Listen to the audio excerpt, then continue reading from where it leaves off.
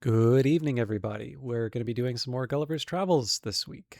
Um, if this works out as planned, we will do the third voyage tonight, and then we will conclude with the fourth voyage on Wednesday, which would mean that Friday's open for another game, which I have ideas about, but I think it largely depends on, whether or not I think we're ready to have games that I have historically been backseated in.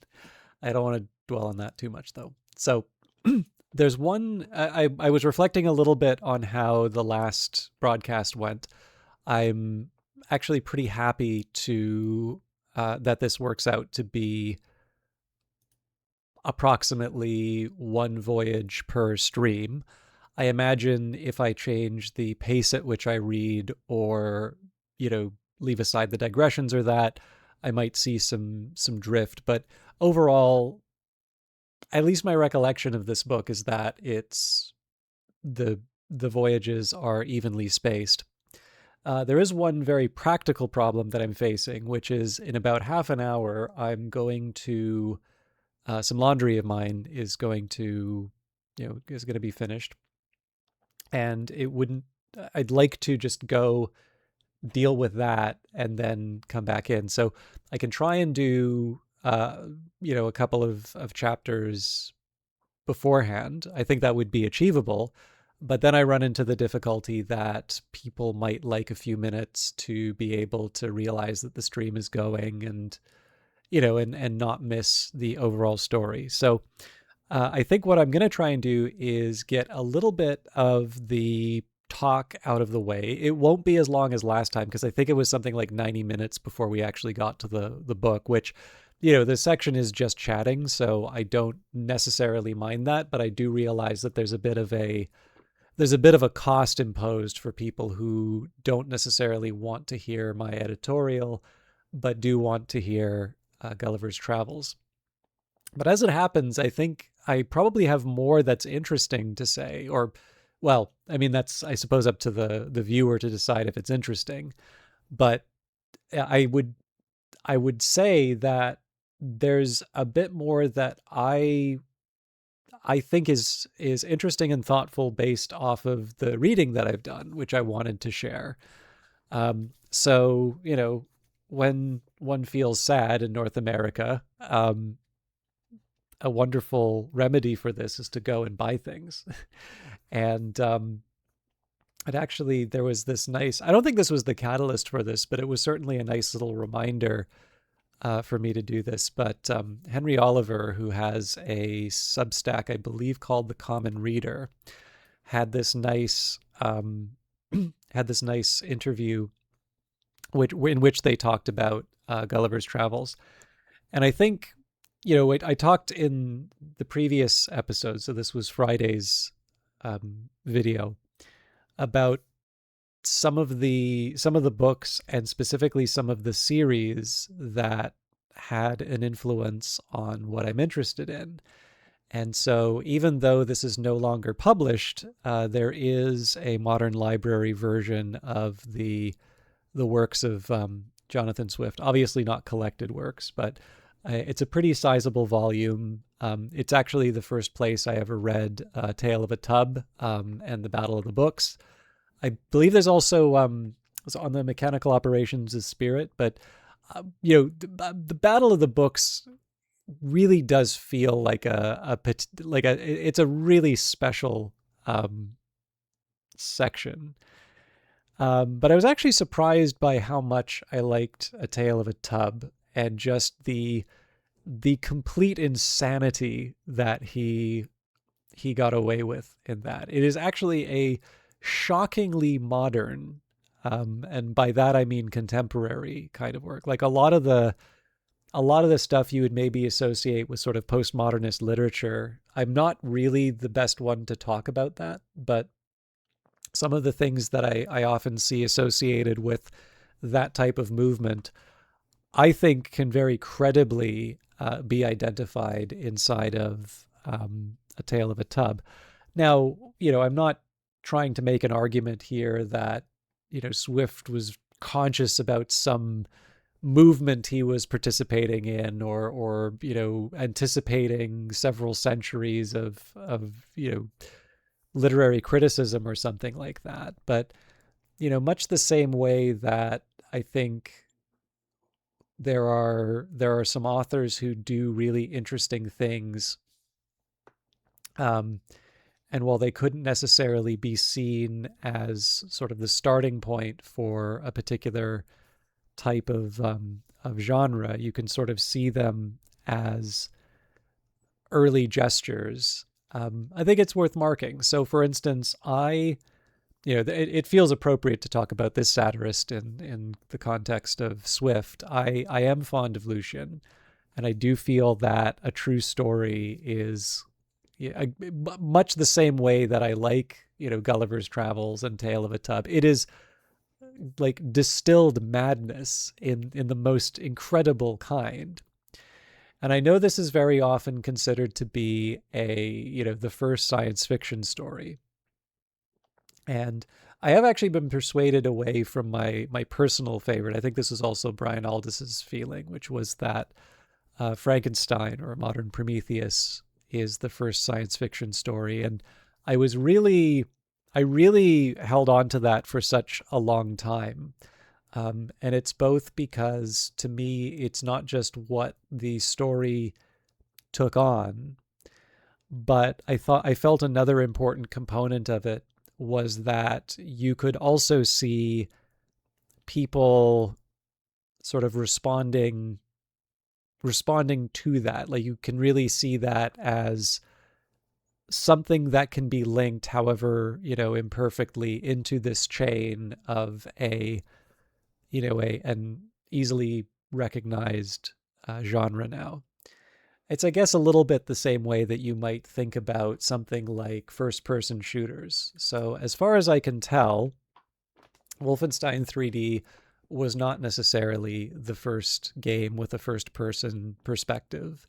And it wasn't the first one with a shooter mechanic like that. If I recall correctly, I think it was Ultima Underworld, and then System Shock would have followed. I believe both of those games were operating on the first person premise, and there was a shooting side to it, although maybe not as action oriented as Wolfenstein.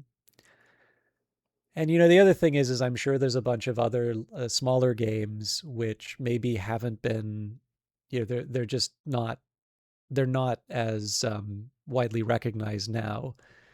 But I do think that when you talk about the first person shooter now, you have Wolfenstein, and then you have the follow up by id Software, Doom. And for a really long time, you see things called the Doom clones. But at some point, that ceased to be a Doom clone, and it was a genre on its own. Sort of the same way, I suppose, that at some point people would have called things like a Minecraft clone, but now we often call them sort of survival crafting games, which is also interesting, right? Because there's a couple of um, like 2D equivalents. So Terraria, some might consider that to be a Minecraft clone, but definitely not in the same way that maybe like an Ark would be considered that. And, This War of Mine, I think, is a particularly good example of this because it's very different from Terraria. It's very different from Minecraft. And yet it would be wrong not to consider that, at least from a strict definition, to be a survival crafting game. And more importantly, I think because it's taking that familiar set of mechanics and putting them in a very serious and thoughtful approach to conflict. I do actually think that enhances the game. I think the specific choice of those mechanics provides a credibility to that story that would not have been there. That would have been, at the very least, would have been different. I think potentially would have been absent if it adopted a different set of mechanics. We don't get to do the Earth 2 where we run the A/B test or something like that, but I think it was very, very well chosen. So, I don't know, the idea of like running around 3D environments and building mud huts or something like that, there's obviously room for more. But I think it's fair to say in these cases here, you see people largely consciously following in the footsteps of something, some predecessor. So I was, however, actually, let me see if I can find the book here.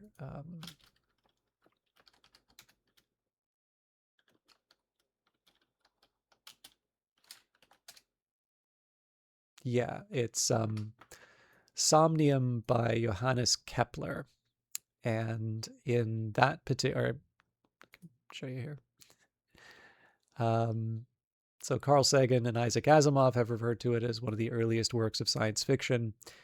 And I mean, actually, I can give the leading description here. So Somnium is a novel written in Latin by Johannes Kepler in 1608, 1609. It was first published in 1634 by Kepler's son, Ludwig Kepler, several years after the death of his father. In the narrative, an Icelandic boy and his witch mother learn of an island named Lavinia, the Hebrew word for the moon, from a demon.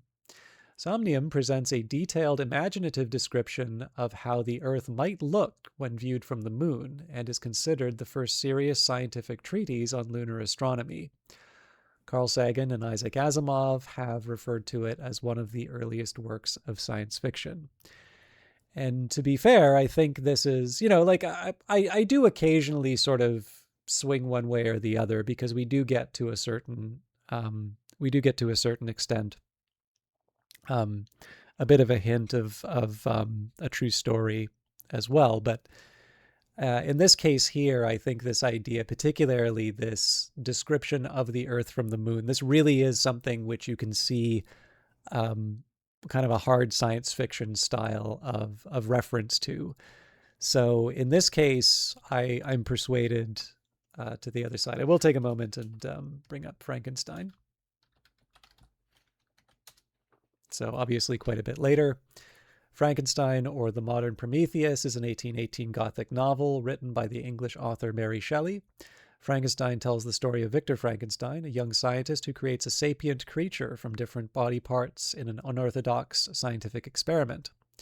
Shelley started writing the story when she was 18 and staying in Bath, and the first edition was published anonymously in London on the 1st of January 1818 when she was 20. Her name first appeared in a French translation published in Paris in 1821. Interesting.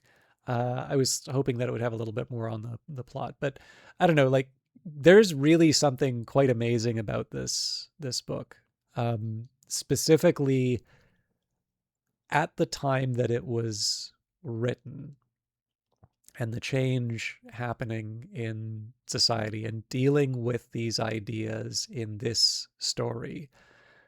To me, I think, hey, Bug Pork, to me, this is the sort of thing that, I'm persuaded by, because when I think, even if I think of something like Philip K. Dick, which is it's not doing hard science fiction, but it's definitely dealing with big ideas.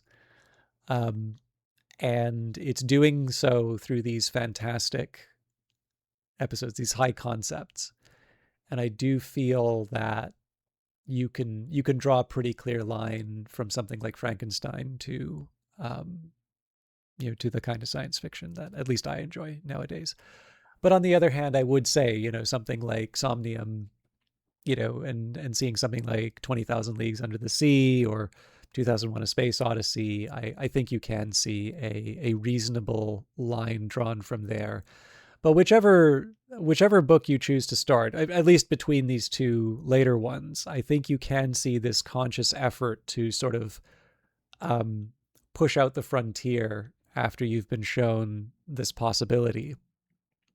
And while I really do like a true story, which I will also use, Wikipedia again. So a true story, also translated as true history, is a long novella or short novel written in the 2nd century AD by the Syrian author Lucian of Samosata. The novel is a satire of outlandish tales that have been reported in ancient sources, particularly those that presented fantastic or mythical events as if they were true. It is Lucian's best-known work. It is the earliest known work of fiction to include travel to outer space, alien life forms, and interplanetary warfare. It has been described as, quote, the first known text that could be called science fiction. However, the work does not fit into typical literary genres. Its multi-layered plot and its characters have been interpreted as belonging to science fiction, fantasy, satire, or parody, and have been the subjects of scholarly debate. And so, when you do that, you can say, okay, well, look, if we're going to go down this road, like, why don't we count Ovid, right? Like, why isn't Ovid the earliest known text that could be called science fiction? And so, it's, I don't know. I mean, when it says it's been subject to scholarly debate, right? Like some, Z tier Twitch streamer is not going to settle this debate. But I guess I would just have to say that, because some guy wrote a book where people travel to space at some point, maybe that isn't. And I mean, in fairness, this isn't saying the foundation. It's saying first known text that could be called science fiction. But I don't necessarily see that as being, like you've got centuries, millennia even, before somebody's sort of picking that up and doing something with it. Whereas I think there's, you have both the elements of science fiction present in those other two books, and consciously or unconsciously people sort of picking that up and doing something with it. And I want to be fair to Lucian here. Like, he's an amazingly talented author. Not the easiest to read nowadays because so much of this does sort of rely on familiarity with what's going on. The same might be said of Swift, by the way. So Gulliver's Travels is quite different from Swift's other satire. But if you get, a good annotated version or a bit of history, Lucian can be very rewarding to read. I will actually just take a minute. There's one thing I like about, I'm going to read the first two paragraphs of this because there's a specific line at the start of the second paragraph that I like. Lucian of Samosata, circa 125 to after 180, was a Hellenized Syrian satirist, rhetorician, and pamphleteer who was best known for his characteristic tongue-in-cheek style, with which he frequently ridiculed philosophers and priests, speculative beliefs about the nature of the universe, religious practices, and superstitions. Although his native language was probably Syriac, all his extant works are written entirely in ancient Greek, mostly in the Attic Greek dialect popular during the Second Sophistic period. Everything that is known about Lucian's life comes from his own writings, which are often difficult to interpret because of his extensive use of sarcasm. According to his oration The Dream, he was the son of a lower middle-class family from the city of Samosata along the banks of the Euphrates in the modern Roman province of Syria. As a young man, he was apprenticed to his uncle to become a sculptor, but after a failed attempt at sculpting, he ran away to pursue an education in Ionia. He may have become a traveling lecturer and visited universities throughout the Roman Empire. After acquiring fame and wealth through his teaching, Lucian finally settled down in Athens for a decade, during which he wrote most of his extant works. In his 50s, he may have been appointed as a highly paid government official in Egypt, after which point he disappears from the historical record. So definitely somebody worth reading. I will actually mention just at the end here, right? Lucian had a wide-ranging impact on Western literature. Works inspired by his ratings include Thomas More's Utopia, the works of Francois Rabelais, William Shakespeare's Timon of Athens, and Jonathan Swift's Gulliver's Travels. So I have actually dodged... Actually, you know what? Let me see if we've got a copy of this here.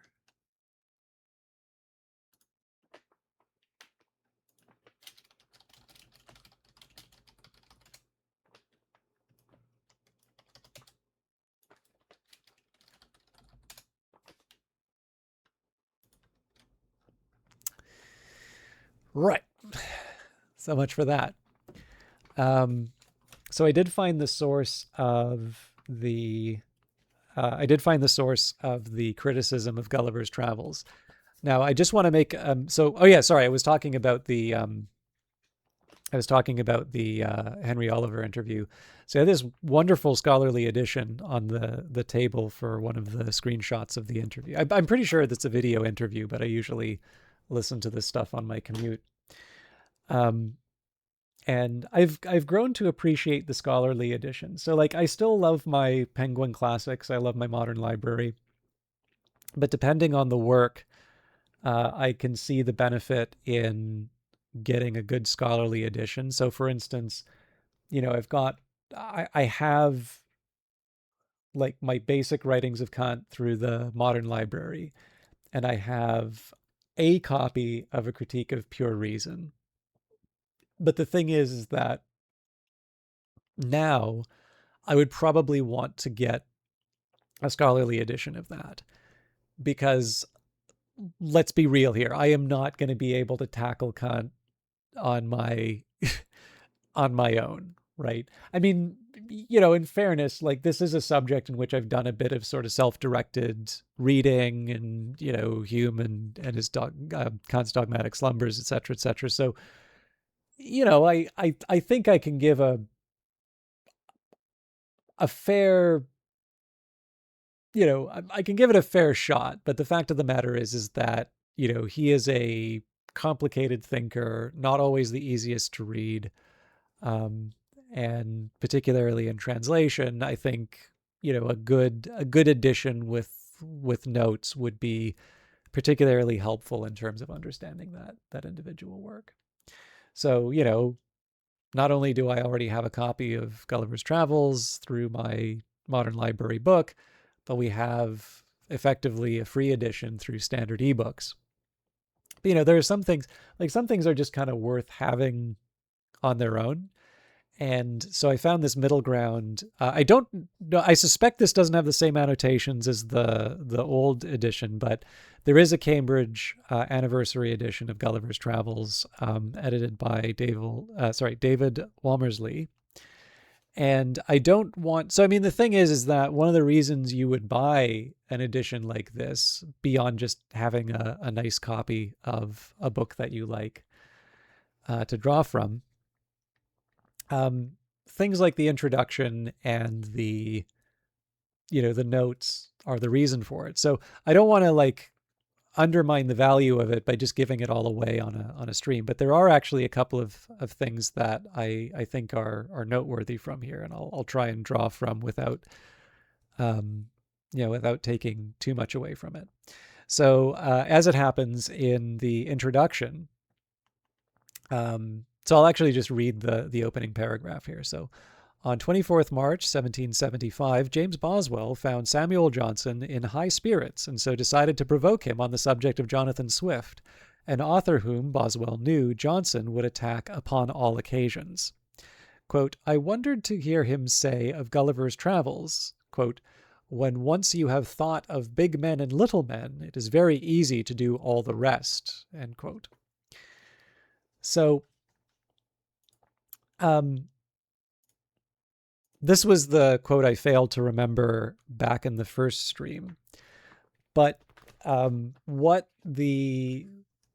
Walmersley takes from this is actually a fairly interesting insight, which is, and I should maybe just say here, I'm largely paraphrasing the point. So let's just say if there's something that makes you nod and say, interesting point, that's probably the benefit of the Cambridge edition. But because I'm some guy who plays video games for people on the internet, if it sounds inelegant, that is unfortunately what happens when you don't buy the nice anniversary edition that Cambridge University Press has put out.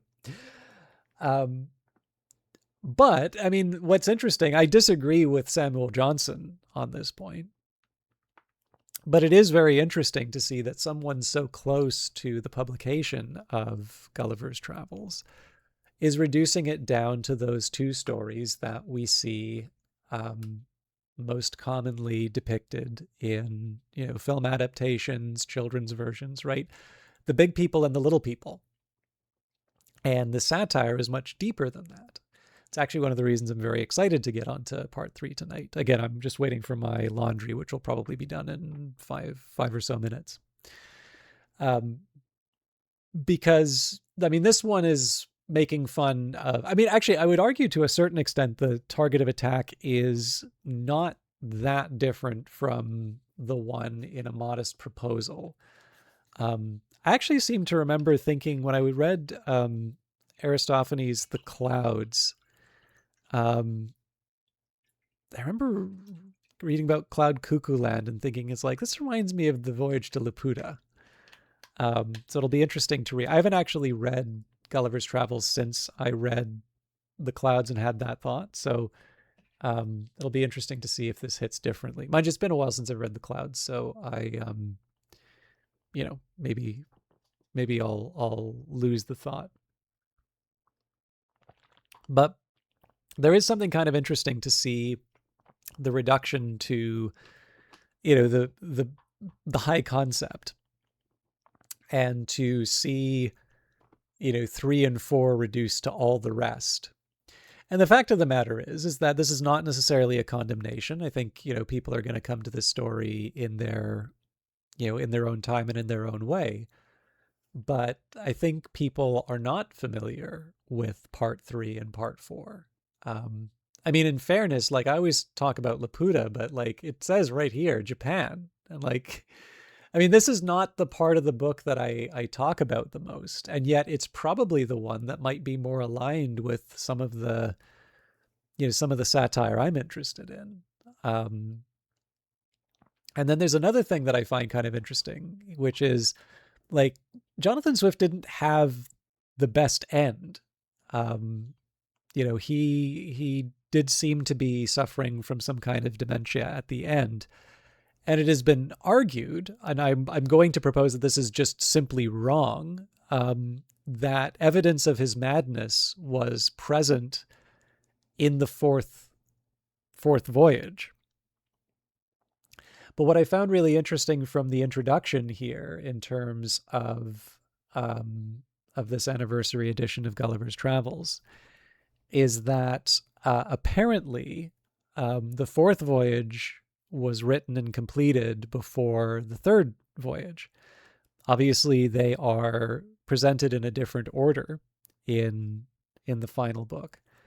But so first of all, it's simply ahistorical to say, if the signs of the madness are not present in part 3, then clearly the order in which they were written is already giving an indication. I mean, I suppose there's maybe something to be said for editing and whatnot, but I don't dispute Swift's end. I just dispute as to whether or not it was present in the writing of Gulliver's Travels.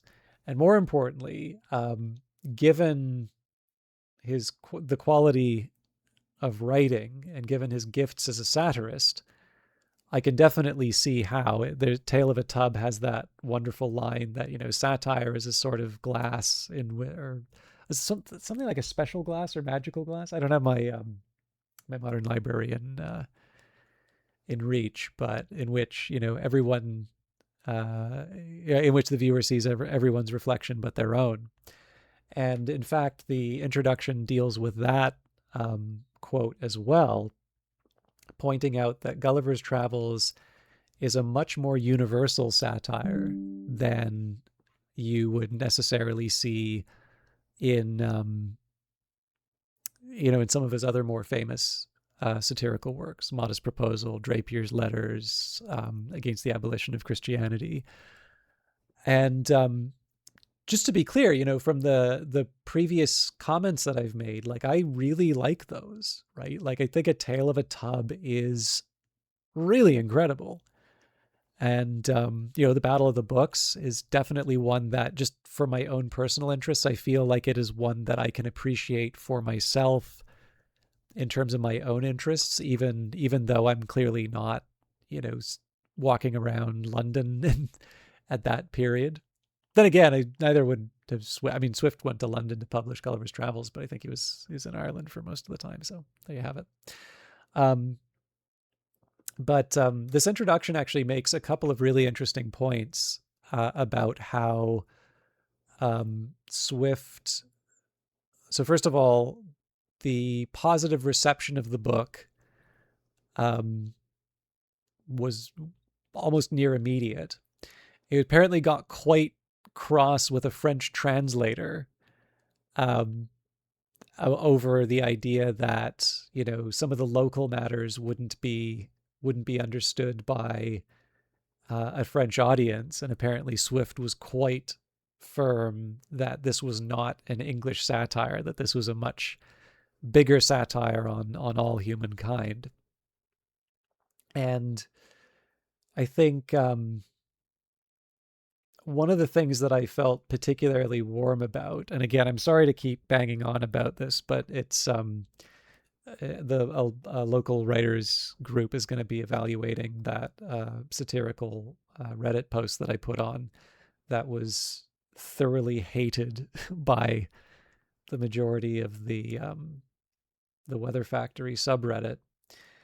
But I was very intrigued to see that it, at least according to Womersley, that Gulliver's Travels actually contain, in addition to some self-censorship on specific English matters or things that might be seen as seditious in the name of writing a more universal satire. Um, One of the other things that Swift did was to actually include a number of sort of private inside jokes, and it does a pretty convincing job. He brings out some interesting letters and whatnot, and in fact, a lot of them are in the second book. So the second voyage. So, he breaking his shin, and in this case, just it's referring to like banging it, not like actually, not like breaking a bone. Um, Apparently, this is a problem that Swift had for a while, and I think there was a specific instance that was drawn from um, getting caught in a molehill and trying to come up with a lie for why he had ruined his clothes. Apparently, has a very specific reference to the death of William III, and also the rumor that he had soiled himself at the coronation. Um, and like, again, for those of you that have read the thing that I wrote, like, there's layers to it, and part of the engine that makes these fun to write and kind of keeps me on top of my game. And just to be clear, I'm obviously comparing. I'm putting myself in very exalted company here. I am proud of the thing that I wrote. Um, I want to be hated by the kind of people who hated it because they're not thinking.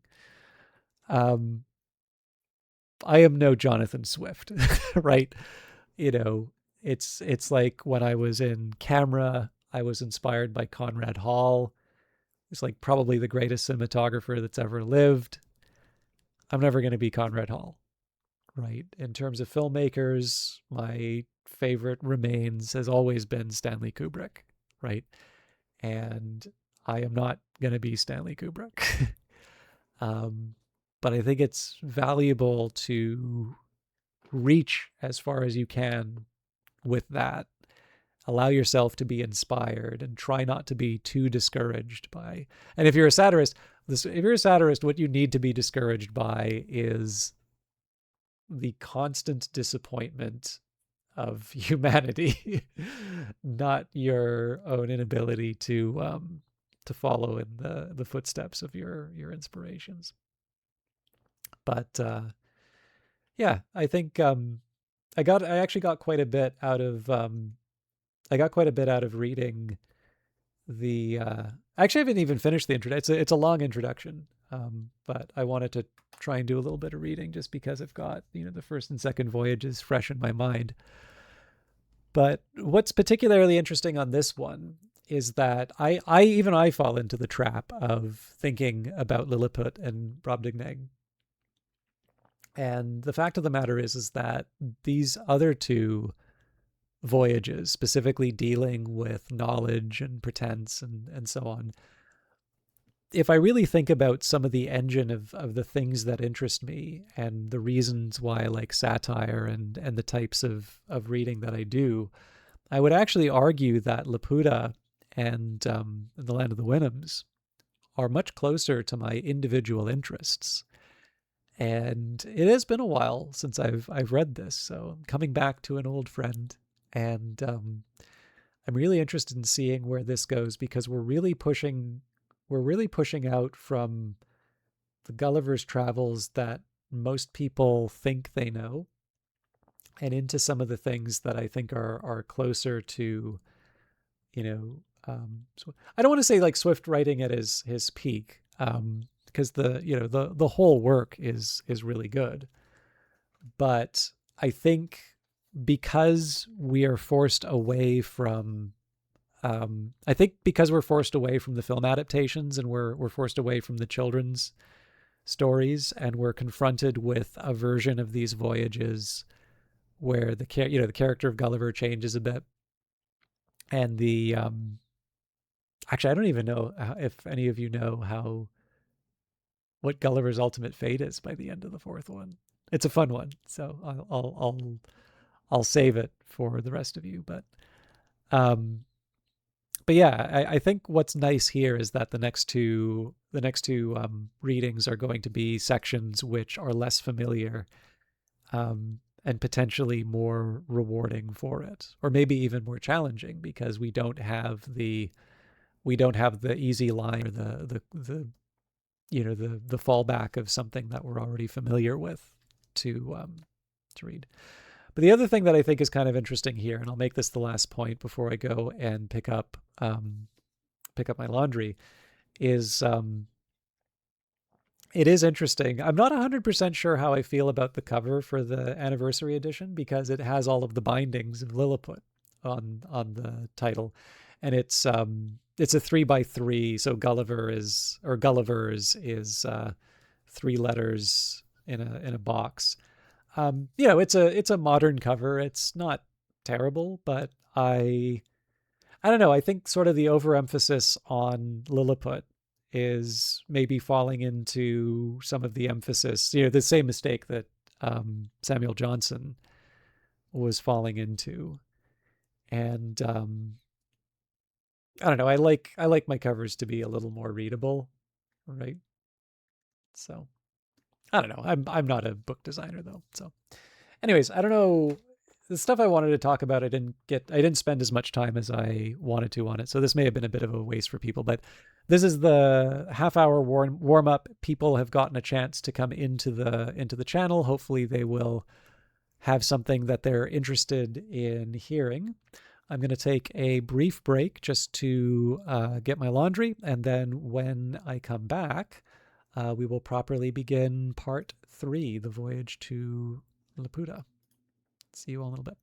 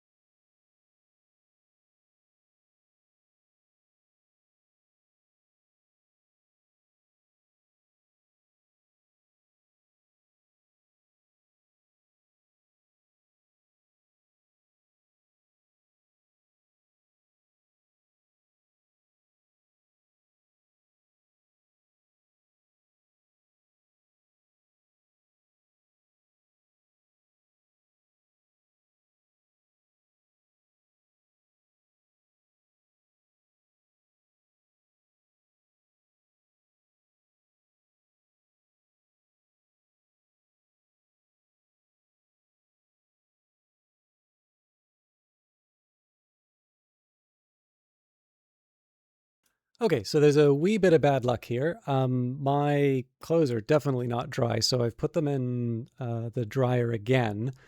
However, that's going to mean that about an hour from now, I'm going to take another break, but I think we can get through quite a bit in an hour. And then that'll just be a nice little mechanism to make sure that I get a drink and, a bit of a rest. So, on to Gulliver's Travels Part 3, A Voyage to Laputa, Balnibarbi, Lugnig, Lugnagag, Glubdubdrib, and Japan. Chapter 1. The author sets out on his third voyage, is taken by pirates, the malice of a Dutchman, his arrival at an island, he is received into Laputa. I had not been home above 10 days when Captain William Robinson, a Cornishman, commander of the Hopewell, a stout ship of 300 tons, came to my house. I had formerly been surgeon of another ship where he was master, and a fourth part owner in the voyage to the Levant. He had always treated me more like a brother than an inferior officer, and hearing of my arrival made me a visit, as I apprehended only out of friendship, for nothing passed more than what is usual after long absences.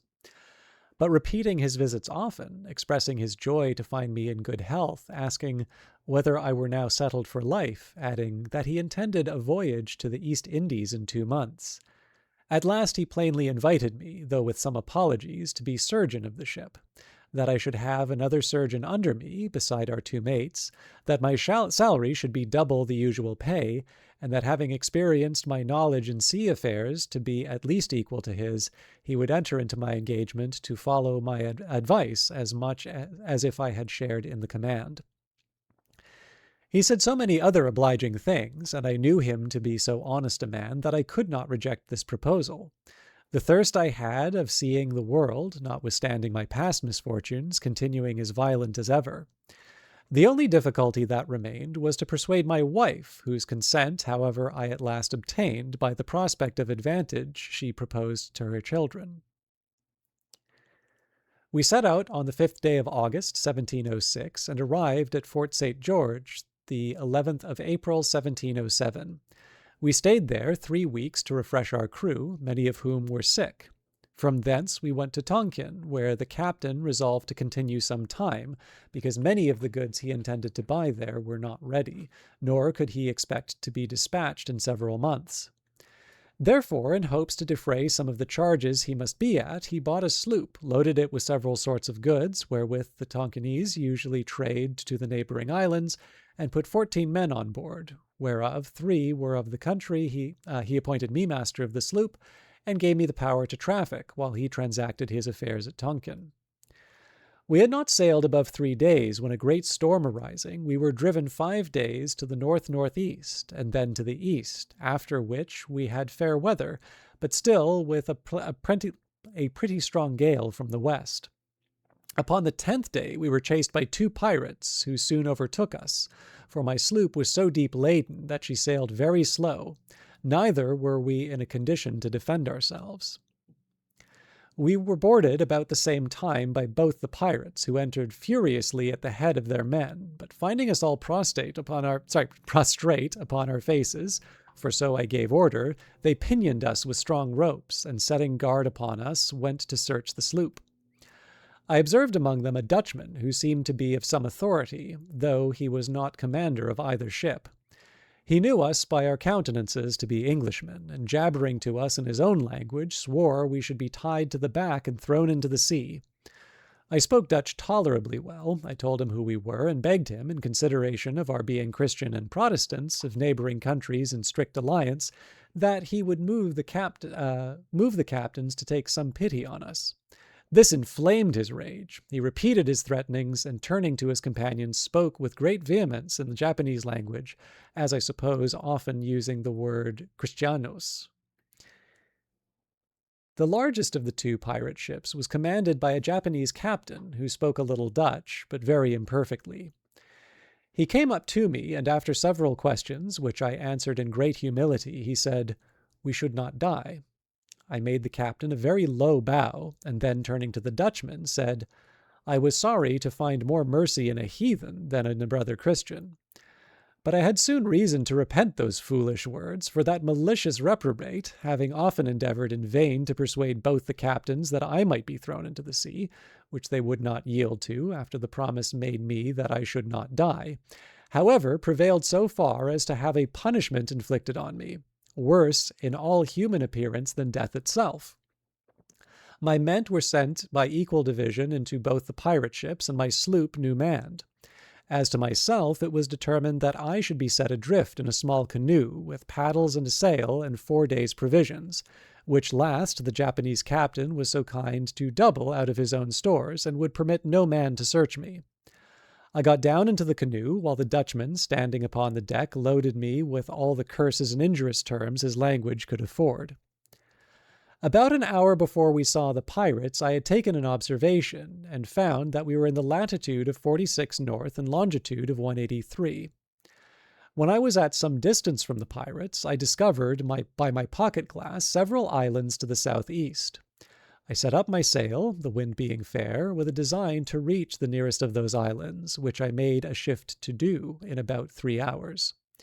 It was all rocky, however. I got many birds' eggs, and, striking fire, I kindled some heath and dry seaweed, by which I roasted my eggs. I ate no other supper, being resolved to spare my provisions as much as I could. I passed the night under the shelter of a rock, strewing some heath under me, and slept pretty well. The next day I sailed to another island, and thence to a third and fourth, sometimes using my sail, and sometimes my paddles. But not to trouble the reader with a particular account of my distresses, let it suffice that on the 5th day I arrived at the last island in my sight, which lay south-southeast to the former. This island was a greater distance than I expected, and I did not reach it in less than 5 hours.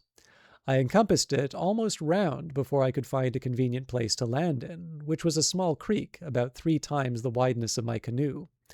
I found the island to be all rocky, only a little intermingled with tufts of grass and sweet-smelling herbs. I took out my small provisions, and having refreshed myself, I secured the remainder in a cave, whereof there were great numbers. I gathered plenty of eggs upon the rocks, and got a quantity of dry seaweed and parched grass, which I designed to kindle the next day, and roast my eggs as well as I could, for I had about me my flint, steel, match, and burning glass. I lay all night in the cave where I had lodged my provisions. My bed was the same dry grass and seaweed which I intended for fuel. I slept very little, for the disquiets of my mind prevailed over my weariness, and kept me awake. I considered how impossible it was to preserve my life in so desolate a place, and how miserable my end must be, yet found myself so listless and desponding that I had not the heart to rise, and before I could get spirits enough to creep out of my cave, the day was far advanced. I walked a while among the rocks. The sky was perfectly clear, and the sun so hot that I was forced to turn my face from it, when all of a sudden it became obscure, as I thought, in a manner very different from what happens by the interposition of a cloud. I turned back and perceived a vast opaque body between me and the sun moving forwards towards the island. It seemed to be about 2 miles high, and hid the sun 6 or 7 minutes. But I did not observe the air to be much colder, or the sky more darkened, than if I had stood under the shade of a mountain. As it approached nearer over the place where I was, it appeared to be a firm substance, the bottom flat, smooth, and shining very bright from the reflection of the sea below. I stood upon a height about 200 yards from the shore, and saw this vast body descending almost to a parallel with me, at less than an English mile distance.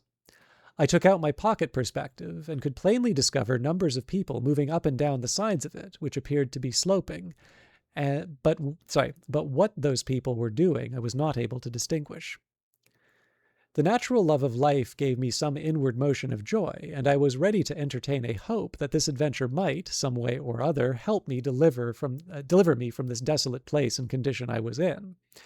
But at the same time, the reader can hardly conceive my astonishment to behold an island in the air, inhabited by men who are able, as it should seem, to raise or sink or put into progressive motion as they pleased. But not being at that time in a disposition to philosophize upon the phenomenon, I rather chose to observe what course the island would take, because it seemed for a while to stand still. Yet soon after it advanced nearer, and I could see the sides of it encompassed with several gradations of galleries and stairs at certain intervals to descend from one to the other. In the lowest gallery I beheld some people fishing with long angling rods, and others looking on. I waved my cap, for my hat was long since worn out, and my handkerchief towards the island, and upon its nearer approach I called and shouted with the utmost strength of my voice. And then, looking circumspectly, I beheld a crowd gather to that side which was most in my view.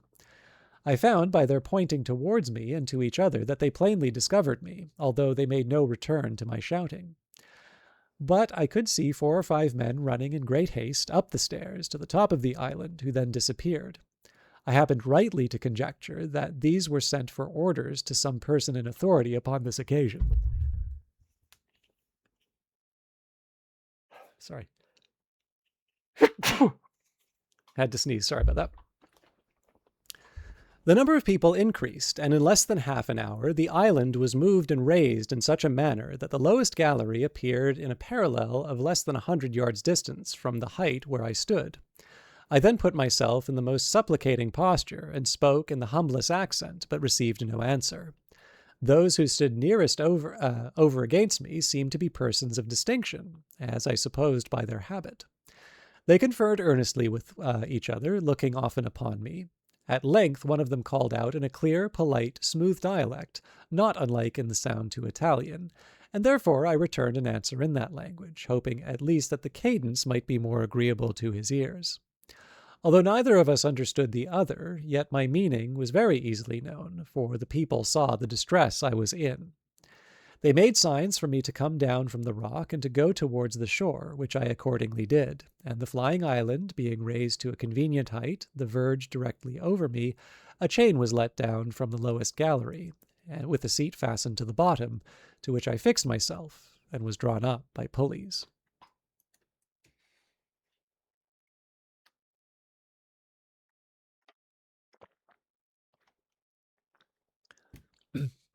Chapter 2.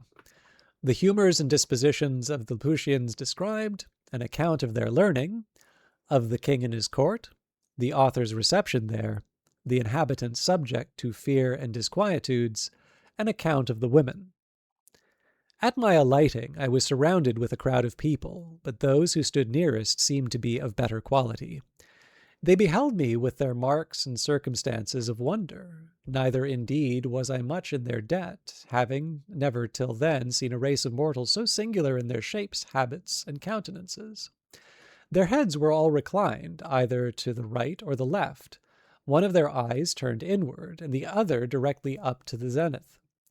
Their outward garments were adorned with figures of suns, moons, and stars, interwoven with those fiddles, flutes, harps, trumpets, guitars, harpsichords, and many other instruments of music, unknown to us in Europe.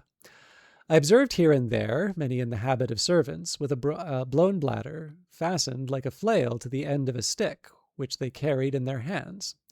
In each bladder was a small quantity of dried peas, or little pebbles, as I was afterwards informed. With these bladders they now and then flapped the mouths and ears of those who stood near them, of which practice I could not then conceive the meaning. It seems the minds of these people are so taken up with intense speculations that they neither can speak nor attend to the discourses of others without being roused by some external action upon the organs of speech and hearing, for which reason those persons who are able to afford it always keep a flapper, the original is criminal, in their family as one of their domestics, nor ever walk abroad or make visits without him. And the business of this officer is, when 2, 3, or more persons are in company, gently to strike with his bladder the mouth of him who is to speak, and the right ear of them to whom the speaker addresses himself. This flapper is likewise employed diligently to attend his master in his walks, and upon occasion to give him a soft flap on his eyes, because he is always so wrapped up in cogitation that he is in manifest danger of falling down every precipice and bouncing his head against every post, and in the streets of justling others, or being justled himself into the kennel.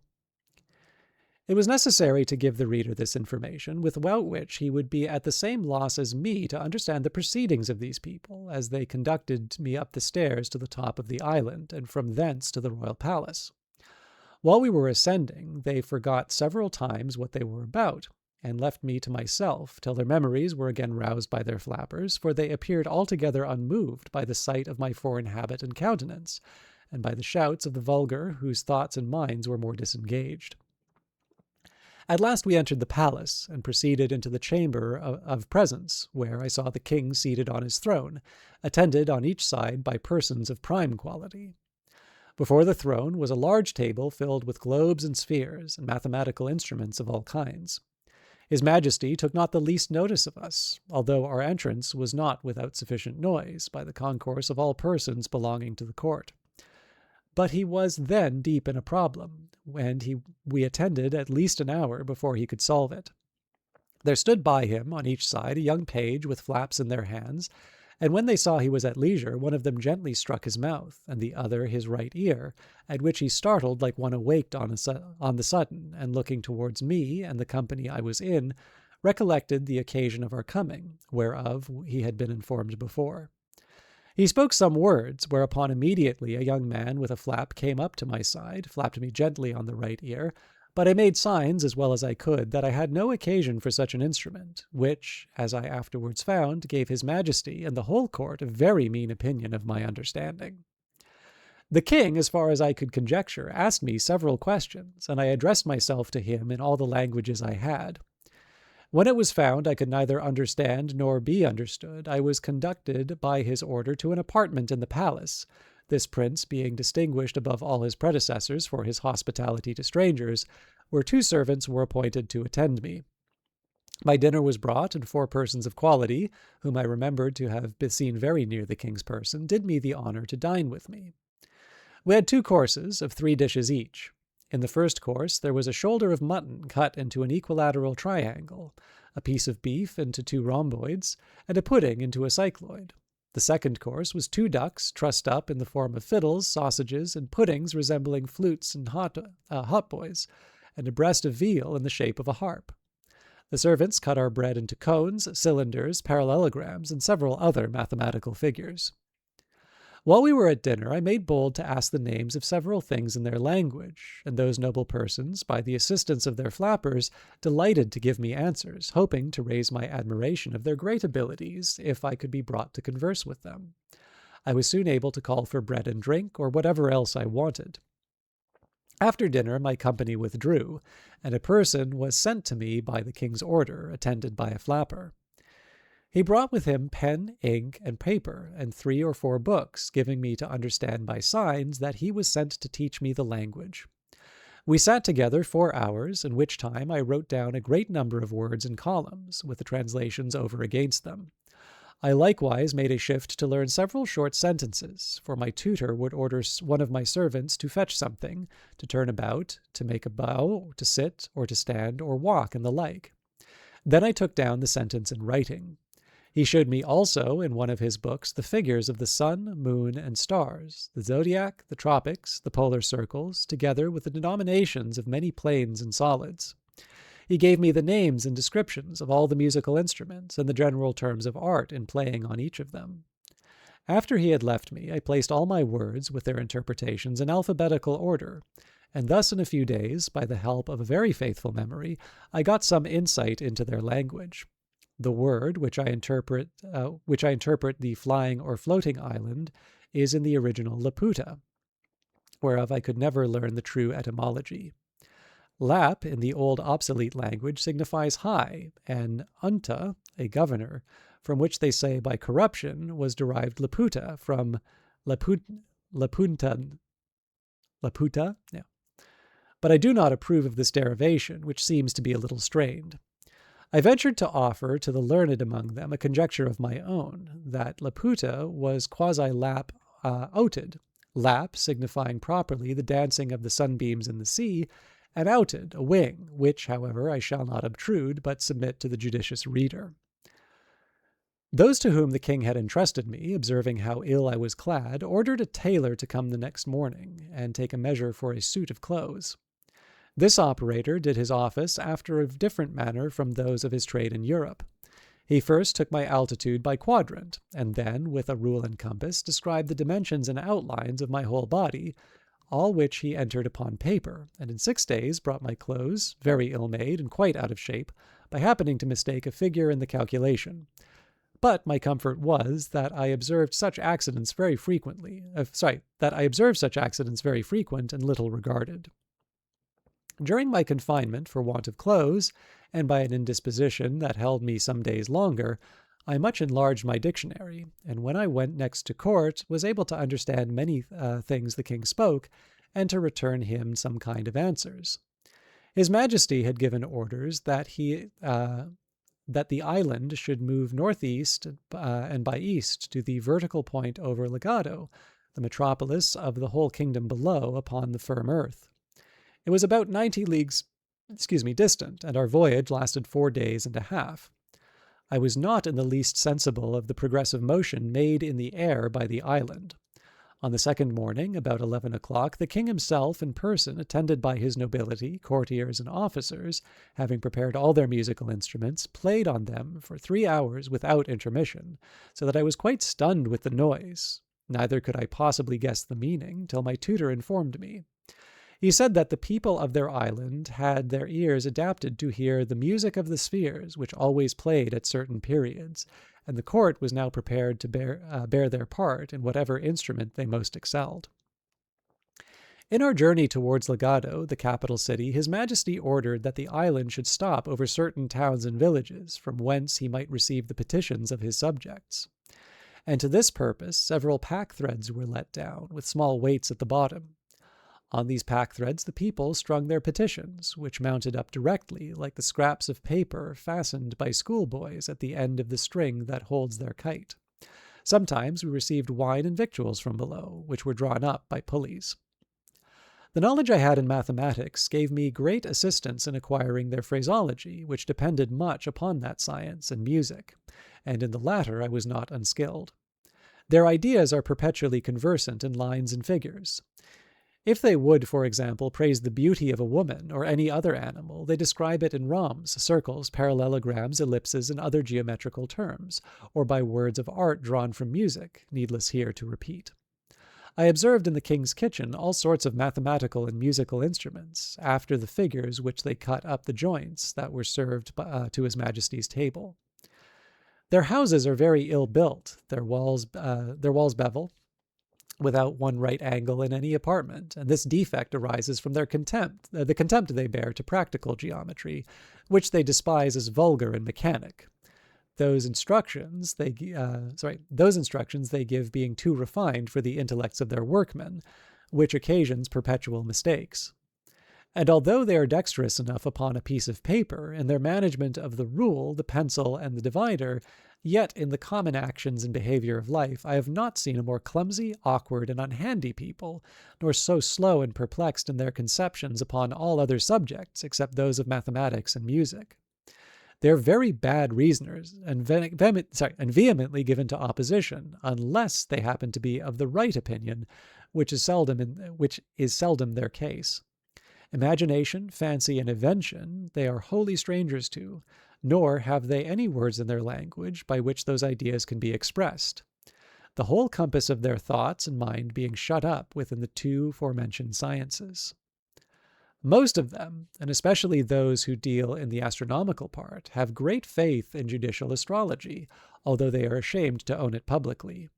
But what I chiefly admired, and thought altogether unaccountable, was the strong disposition I observed in them towards news and politics, perpetually inquiring into public affairs, giving their judgments in matters of state, and passionately disputing every inch of party opinion. I have indeed observed the same disposition among most of the mathematicians I have known in Europe, although I could never discover the least analogy between the two sciences, unless those people suppose that because the smallest circle has as many degrees as the largest, therefore the regulation and management of the world requires no more abilities than the handling and turning of a globe. But I rather take this quality to spring from a very common infirmity of human nature, inclining us to be most curious and conceited in matters where we have least concern, for which we are least adapted by study or nature. These people are under continual disquietudes, never enjoying a minute's peace of mind, and their disturbances proceed from causes which very little affect the rest of mortals. Their apprehensions arise from several changes they dread in the celestial bodies. For instance, that the earth, by the continual approaches of the sun towards it, must, in course of time, be absorbed or swallowed up, that the face of the sun will by degrees be encrusted with its own effluvia, and give no more light to the world, that the earth very narrowly escaped a brush from the tail of the last comet, which would have infallibly reduced it to ashes, and that the next, which they have calculated for 31 hence, will probably destroy us. For if, in its perihelion, it should approach within a certain degree of the sun, as by their calculations they have reason to dread, it will receive a degree of heat 10,000 times more intense than that of a red-hot glowing iron, and in its absence from the sun, carry a blazing tail 10,114 miles long, through which, if the earth should pass at a distance of 100,000 miles from the nucleus, or main body of the comet, it must in its passage be set on fire and reduced to ashes, that the sun, daily spending its rays without any nutriment to supply them, will at last be wholly consumed and annihilated, which must be attended with the destruction of this earth, and of all the planets that receive their light from it. They are so perpetually alarmed with apprehensions of these and the like impending dangers that they can neither sleep quietly in their beds nor have any relish for the common pleasures and amusements of life. When they meet an acquaintance in the morning, the first question is about the sun's health, how he looked at his setting and rising, and what hopes they have to avoid the stroke of the approaching comet. This conversation they are apt to run into with the same temper that boys discover in delighting to hear terrible stories of spirits and hobgoblins, which they greedily listen to and dare not go to bed for fear. The women of the island have an abundance of vivacity. They condemn their husbands and are exceedingly fond of strangers, whereof there is always a considerable number from the continent below, attending at court, either upon affairs of the several towns and corporations or their own particular occasions, but are much despised because they want the same endowments. Among the ladies choose their gallants, but the vexation is that they act with too much ease and security, for the husband is always so wrapped in speculation that the mistress and lover may proceed to the greatest familiarities before his face, if he be but provided with a paper and implements, and without a flapper at his side. The wives and daughters lament their confinement to the island, although I think it in the most delicious spot of The wives and daughters lament their confinement to the island, although I think it the most delicious spot of ground in the world, and although they live here in the greatest plenty and magnificence, and are allowed to do whatever they please, they long to see the world, and take the diversions of the metropolis, which they are not allowed to do without a particular license from the king, and this is not easy to be obtained, because the people of quality have found, by frequent experience, how hard it is to persuade their women to return from below. I was told that a great court lady, who had several children, is married to the prime minister, the richest subject in the kingdom, a very graceful person, extremely fond of her, and lives in the finest palace of the island, went down to Legado on the pretence of health, there hid herself for several months till the king sent a warrant search for her, and she was found in an obscure eating-house, all in rags, having pawned her clothes to maintain an old deformed footman, who beat her every day, and in whose company she was taken, much against her will. And although her husband received her with all possible kindness, and without the least reproach, she soon after contrived to steal down again, with all her jewels, to the same gallant, and has not been heard from since. This may perhaps pass with the reader rather for a European or English story rather than for a country so remote, but he may please to consider that the caprices of womankind are not limited by any climate or nation, and that they are much more uniform than can be easily imagined. In about a month's time I made a tolerable proficiency in their language, and was able to answer most of the king's questions, when I had the honor to attend him. His Majesty discovered not the least curiosity to inquire into the laws, government, history, religion, or manners of the countries where I had been, but confined his questions to the state of mathematics, and received the account I gave him with great contempt and indifference, though often roused by his flapper on each side.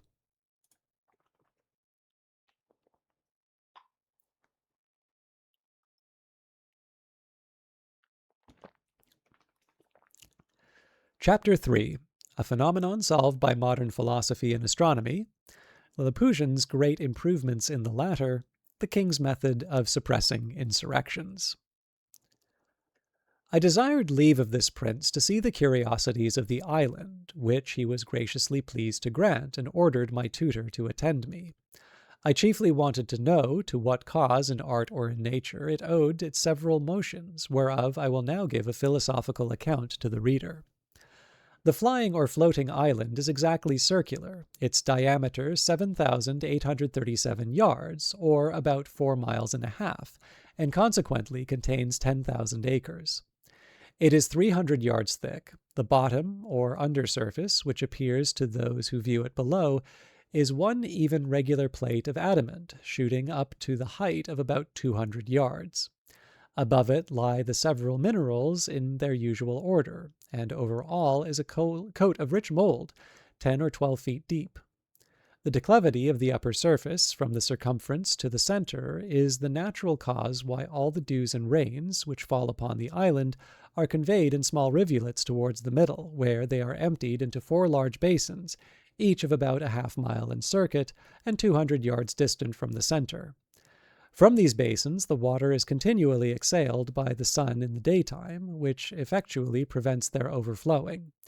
Besides, as it is the power of the monarch to raise the island above the ground of clouds or vapors, he can prevent the falling of dews and rains whenever he pleases, for the highest clouds cannot rise above 2 miles, as naturalists agree. At least they were never known to do so in that country. At the center of the island there is a chasm of about 50 yards in diameter, whence the astronomers descend into a large dome, which is therefore called the Flandona Gagnol, or the astronomer's cave, situated at the depth of 100 yards beneath the upper surface of the adamant. In this cave are 20 lamps continually burning, which from the reflection of the adamant cast a strong light into every part. The place is stored with a great variety of sextants, quadrants, telescopes, astrolabes, and other astronomical instruments. But the greatest curiosity, upon which the fate of the island depends, is a lodestone of prodigious size, in shape resembling a weaver's shuttle. It is in length 6 yards, and in the thickest part at least 3 yards over. This magnet is sustained by a very strong axle of adamant passing through its middle, upon which it plays, and is poised so exactly that the weakest hand can turn it. It is hooped round with a hollow cylinder of adamant, 4 feet deep, as many thick, and 12 yards in diameter, placed horizontally and supported by 8 adamantine feet, each 6 yards high. In the middle of the concave side there is a groove 12 inches deep, in which the extremities of the axle are lodged and turned around as there is occasion. The stone cannot be removed from its place by any force, because the hoop and its feet are one continued piece with that body of adamant which constitutes the bottom of the island. By means of this lodestone the island is made to rise and fall, and move from one place to another. For with respect to that part of the earth over which the monarch presides, the stone is endued at one of its sides with an attractive power, and at the other end with a repulsive. Upon placing the magnet erect, with its attracting end towards the earth, the island descends, but when the repelling extremity points downwards, the island mounts directly upwards. When the position of the stone is oblique, the motion of the island is so too, for in this magnet the forces always act in lines parallel to its direction. By this oblique motion the island is conveyed to different parts of the monarch's dominions. To explain the manner of its progress, let AB represent a line drawn across the dominions of Balnibarbi. Let the CD represent the lodestone, of which let D be the repelling end and C the attracting end, the island being over C. Let the stone be placed in the position CD, with its repelling end downwards. Then the island will be driven upwards obliquely towards D. When it is arrived at D, let the stone be turned upon its axle till its attracting end points towards E, and then the island will be carried obliquely towards E, where, if the stone be again turned upon its axle till it stands in the position of EF, with its repelling point downwards, the island will rise obliquely towards F, where by directing the attracting end towards G, the island may be carried to G, and from G to H by turning the stone so as to make its repelling extremity to point directly downward. And thus, by changing the situation of the stone, as often there is occasion, the island is made to rise and fall by turns in an oblique direction, and by those alternate risings and fallings, the obliquely not being considerable, is conveyed from one part of the dominions to the other. But it must be observed that the island cannot move beyond the extent of the dominions below, nor can it rise above the height of 4 miles, for which the astronomers, who have written large systems concerning the stone, assign the following reason: that the magnetic virtue does not extend beyond the distance of 4 miles, and that the mineral which acts upon the stone in the bowels of the earth and in the sea about 6 leagues distant from the shore is not diffused through the whole globe, but terminated with the limits of the king's dominions. And it was easy, from the great advantage of such a superior situation, for a prince to bring under his obedience whichever country lay within the attraction of the magnet. For when the stone is put parallel to the plane of the horizon, the island stands still, for in that case the extremities of it, being equal distance from the earth, act with equal force, the one in drawing downwards, the other in pushing upwards, and consequently no motion can ensue. This lodestone is under the care of certain astronomers, who from time to time give it such positions as the monarch directs. They spend the greatest part of their lives in observing the celestial bodies, which they do by the assistance of glasses, far excelling ours in goodness. For although their largest telescopes do not exceed 3 feet, they magnify much more than those of 100 with us, and show the stars with greater clearness. This advantage has enabled them to extend their discoveries much further than our astronomers in Europe, for they have made a catalogue of 10,000 fixed stars, whereas the largest of ours do not contain above 1/3 of that number.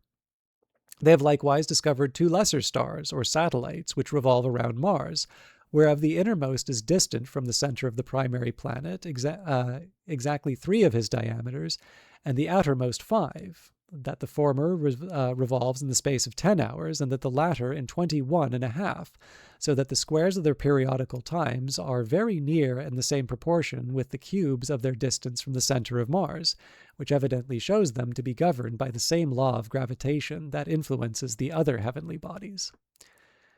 They have observed 93 different comets, and have settled their periods with great exactness.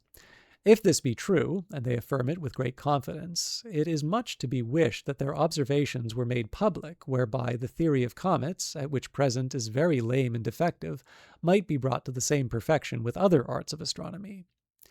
The king would be the most absolute prince in the universe, if he could but prevail on a ministry to join with him.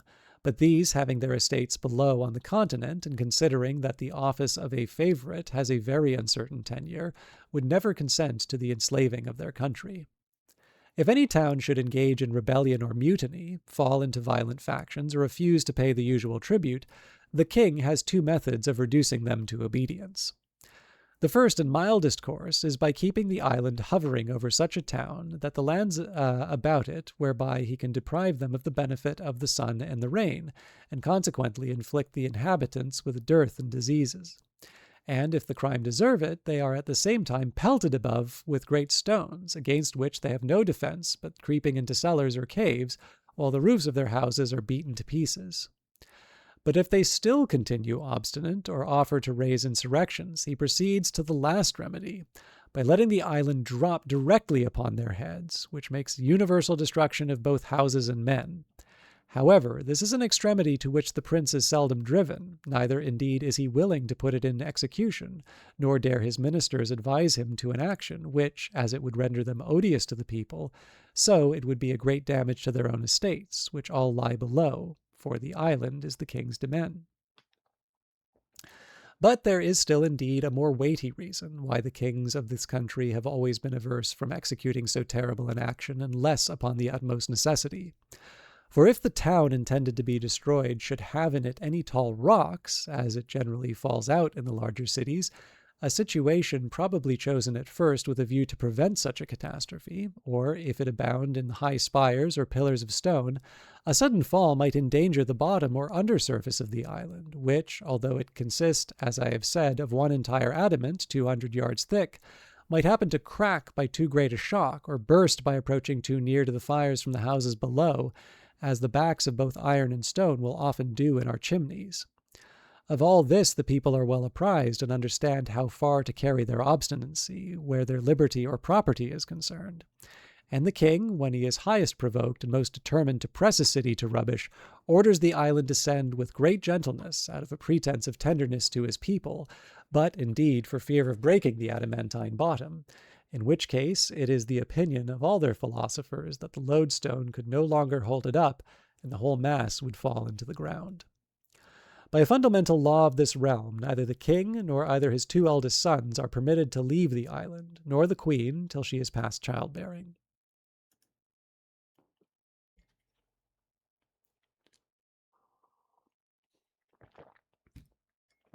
Chapter 4.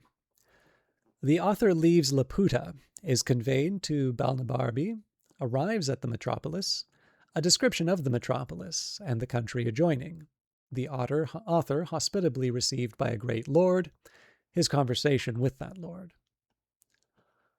Although I cannot say that I was ill-treated in this island, yet I must confess that I thought myself too much neglected, not without some degree of contempt, for neither prince nor people appeared to be curious in any part of knowledge, except mathematics and music, wherein I was far their inferior, and upon that account very little regarded.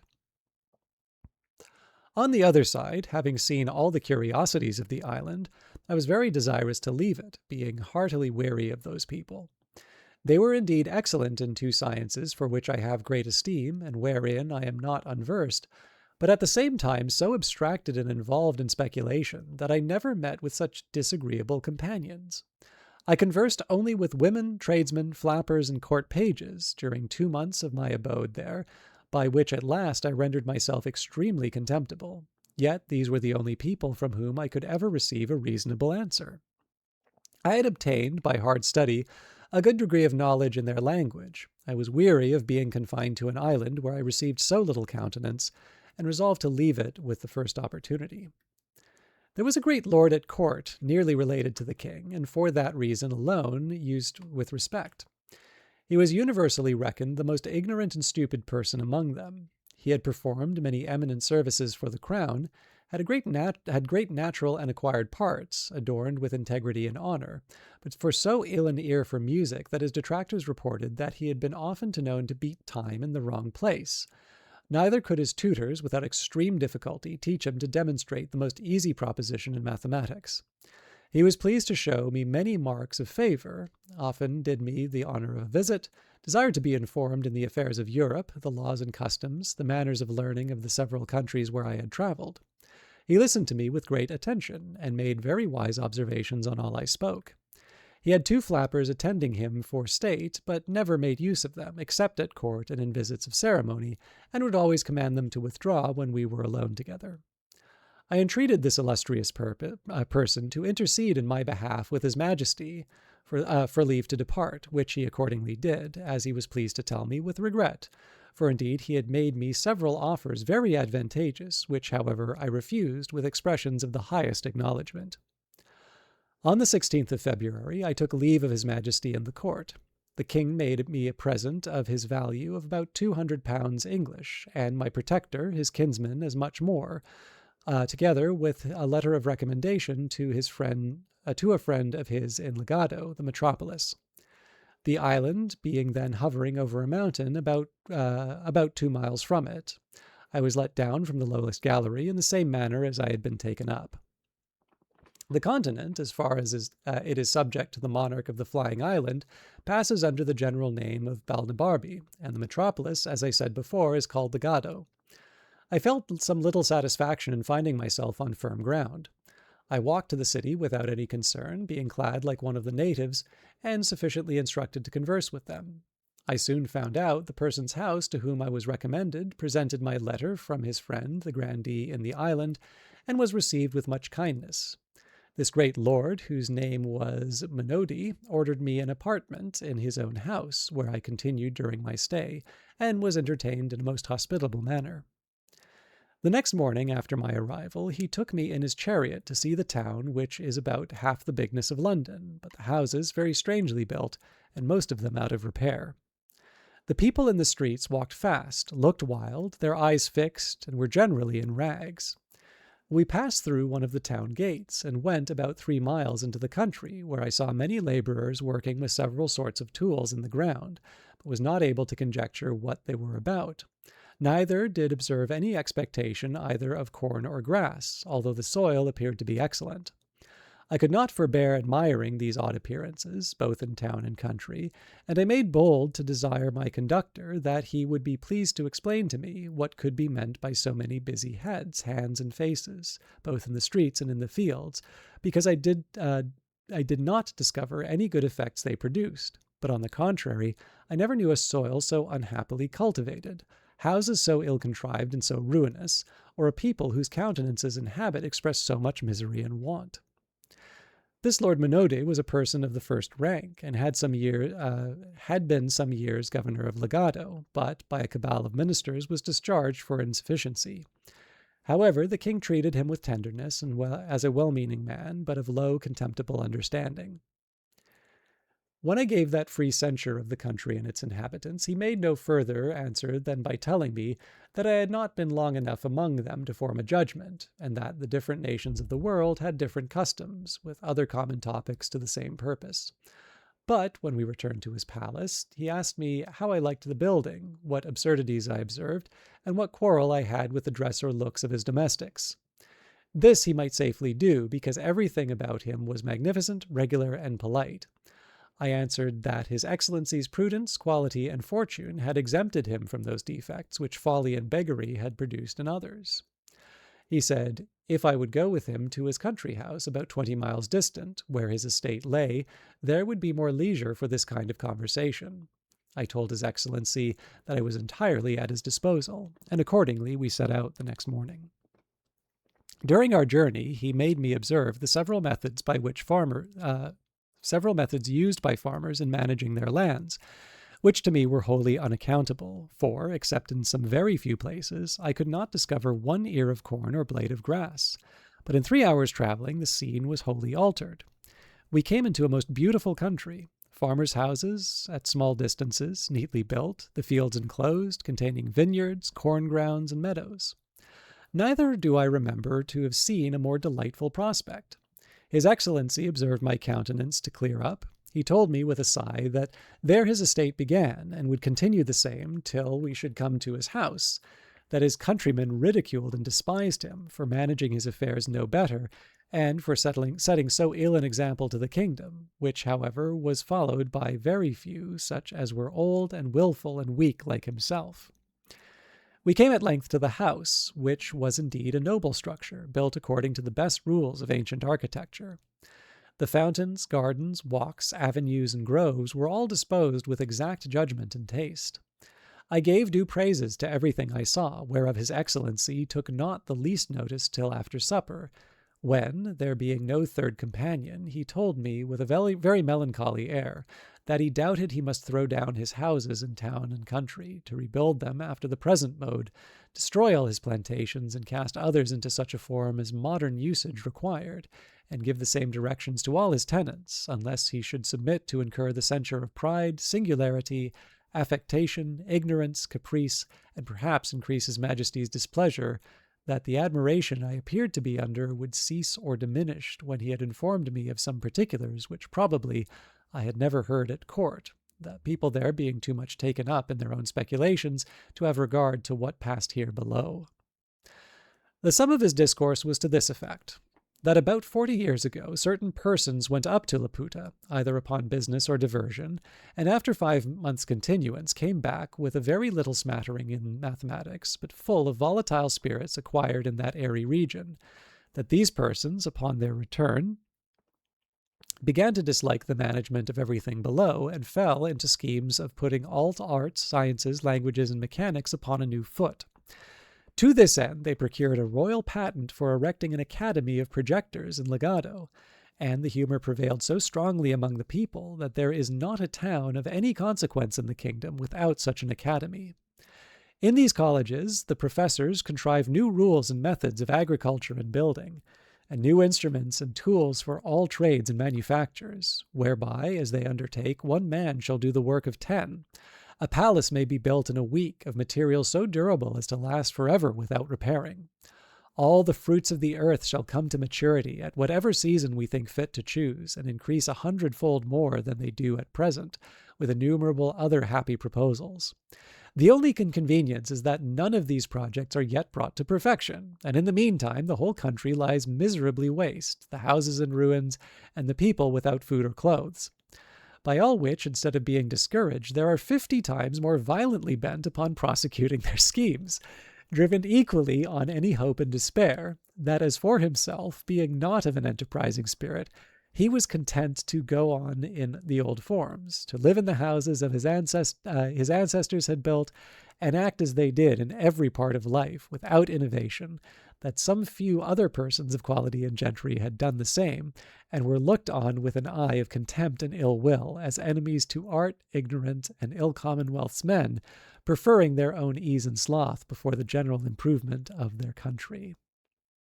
His lordship added that he would not, by any further particulars, prevent the pleasure that I should certainly take in viewing the Grand Academy, whither he was resolved I should go.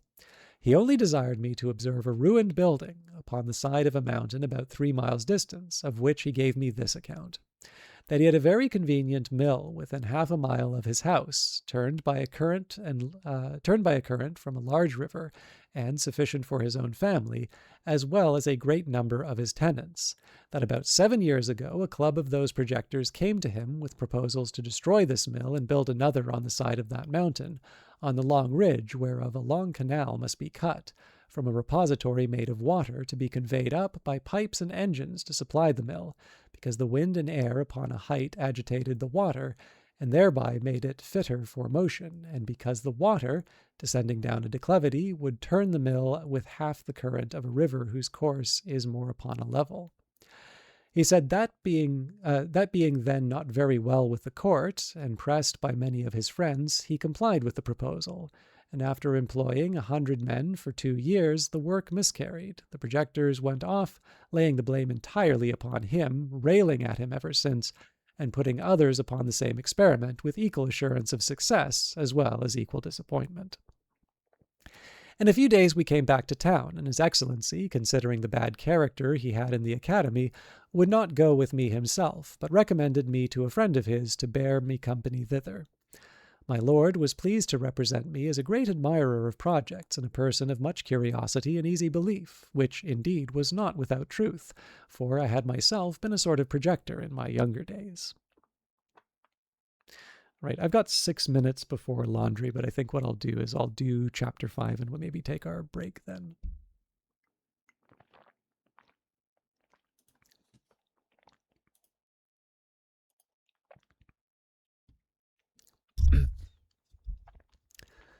Chapter 5.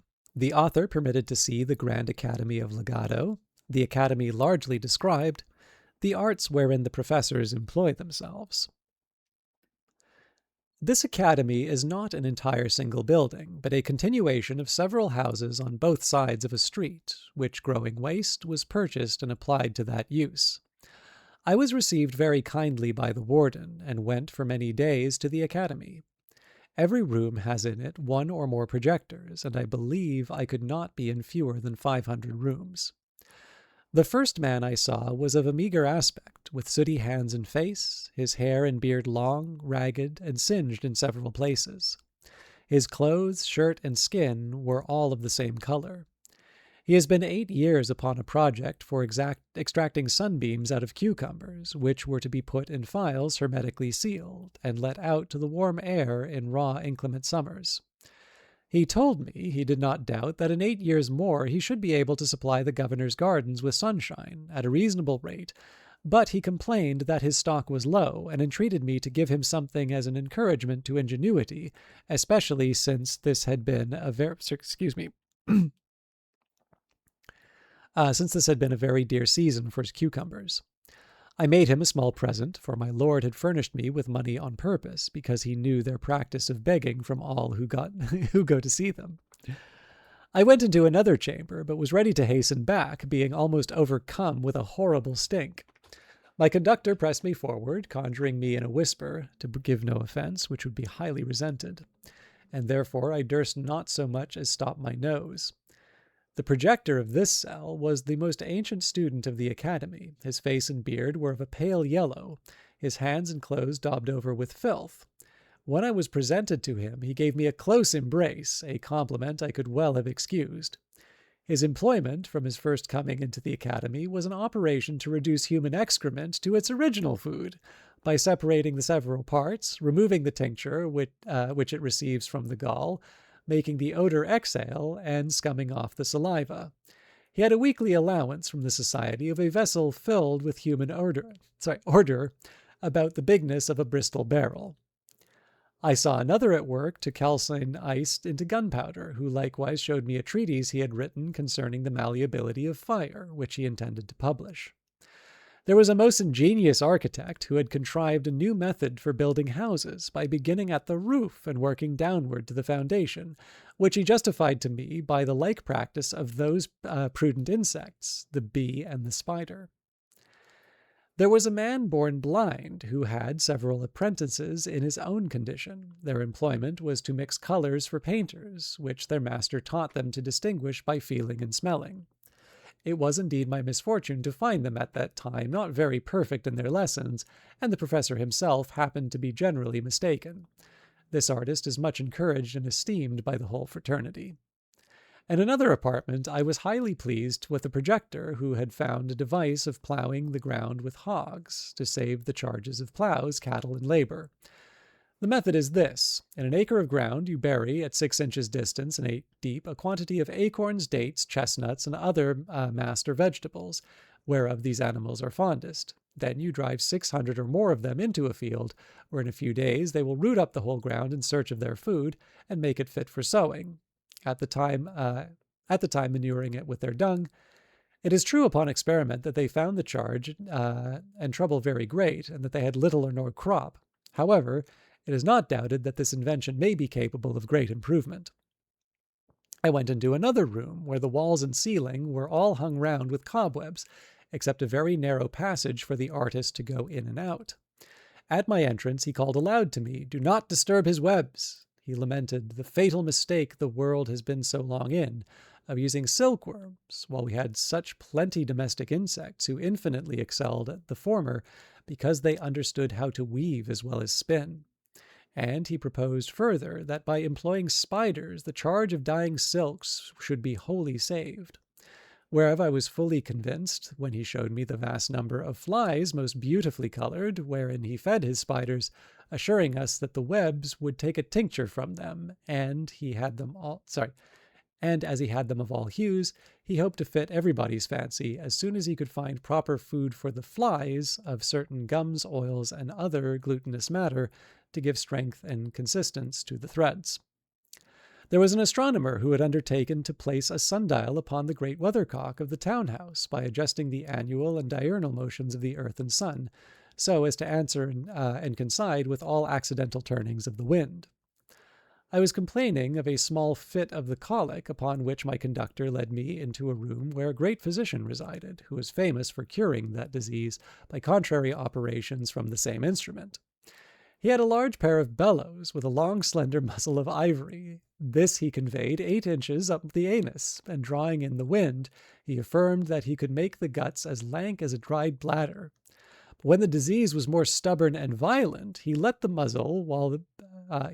the muzzle while the bellows were full of wind, which he discharged into the body of the patient, then withdrew the instrument to replenish it, clapping his thumb strongly against the orifice of the fundament.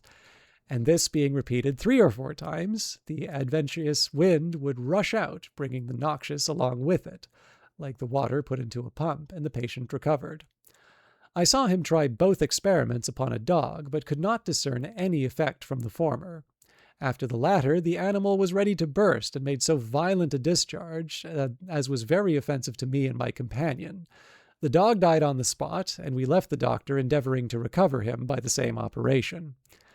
I visited many other apartments, but shall not trouble my reader with all the curiosities observed, being studious of brevity. I had hitherto seen only one side of the academy, the other being appropriated to the advances of speculative learning, of whom I shall say something when I have mentioned one illustrious person more, who is called among them the universal artist. He told us he had been 30 years employing his thoughts for the improvement of human life. He had 2 large rooms full of wonderful curiosities and 50 men at work. Some were condensing air into a dry tangible substance by extracting the niter and letting the aqueous or fluid particles percolate. Others softening marble for pillows and pincushions. Others petrifying the hooves of a living horse to preserve them for foundering. The artist himself was at that time busy upon 2 great designs. The first, to sow the land with chaff, wherein he affirmed the true seminal virtue to be contained, as he demonstrated this by several experiments, which I was not skilful enough to comprehend. The other was by a certain companion of gums, minerals, and vegetables outwardly applied to prevent the growth of wool upon 2 young lambs, and he hoped in the reasonable time to propagate the breed of naked sheep all over the kingdom. We crossed a walk to the other part of the academy, where I have already said the projectors and speculative learning resided. The first professor I saw was in a very large room, with 40 pupils about him.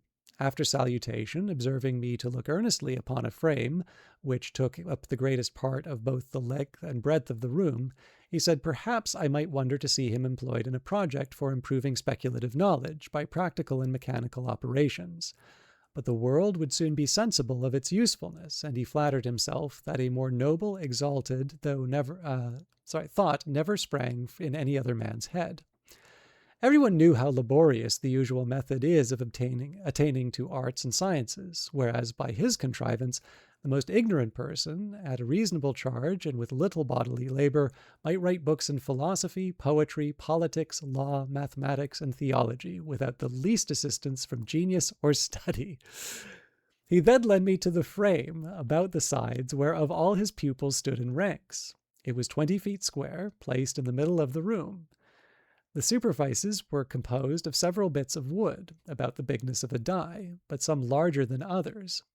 They were all linked together by slender wires. These bits of wood were covered on every square with paper pasted on them, and on these papers were written all the words of their language, in their several moods, tenses, and declensions, but without any order. The professor then desired me to observe, for he was going to set his engine at work. The pupils at his command took each of them to hold an iron handle, whereof there were 40 fixed round the edges of the frame, and giving them a sudden turn, the whole disposition of the words was entirely changed. He then commanded 36 of the lads to read the several lines softly as they appeared upon the frame, and whence they found 3 or 4 words together that might make part of a sentence, they dictated to the 4 remaining boys who were scribes. This work was repeated 3 or 4 times, and at every turn the engine was so contrived that the words shifted into new places as the square bits of wood moved up and down. 6 hours a day the young students were employed in this labor, and the professor showed me several volumes in a large folio already collected of broken sentences which he intended to piece together, and out of those rich materials to give the world a complete body of all arts and sciences, which, however, might still be improved and much expedited if the public would raise a fund for making and employing 500 such frames in legado, and oblige the manors to contribute in common their several collections.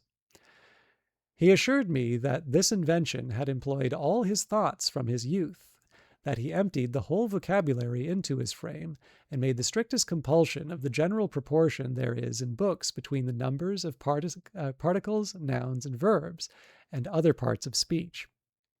I made my humblest acknowledgment to this illustrious person for his great communicativeness, and promised, if I ever had the good fortune to return to my native country, that I would do him justice as the sole inventor of this wonderful machine, the form and contrivance of which I desired leave to delineate on paper, as in the figure here annexed.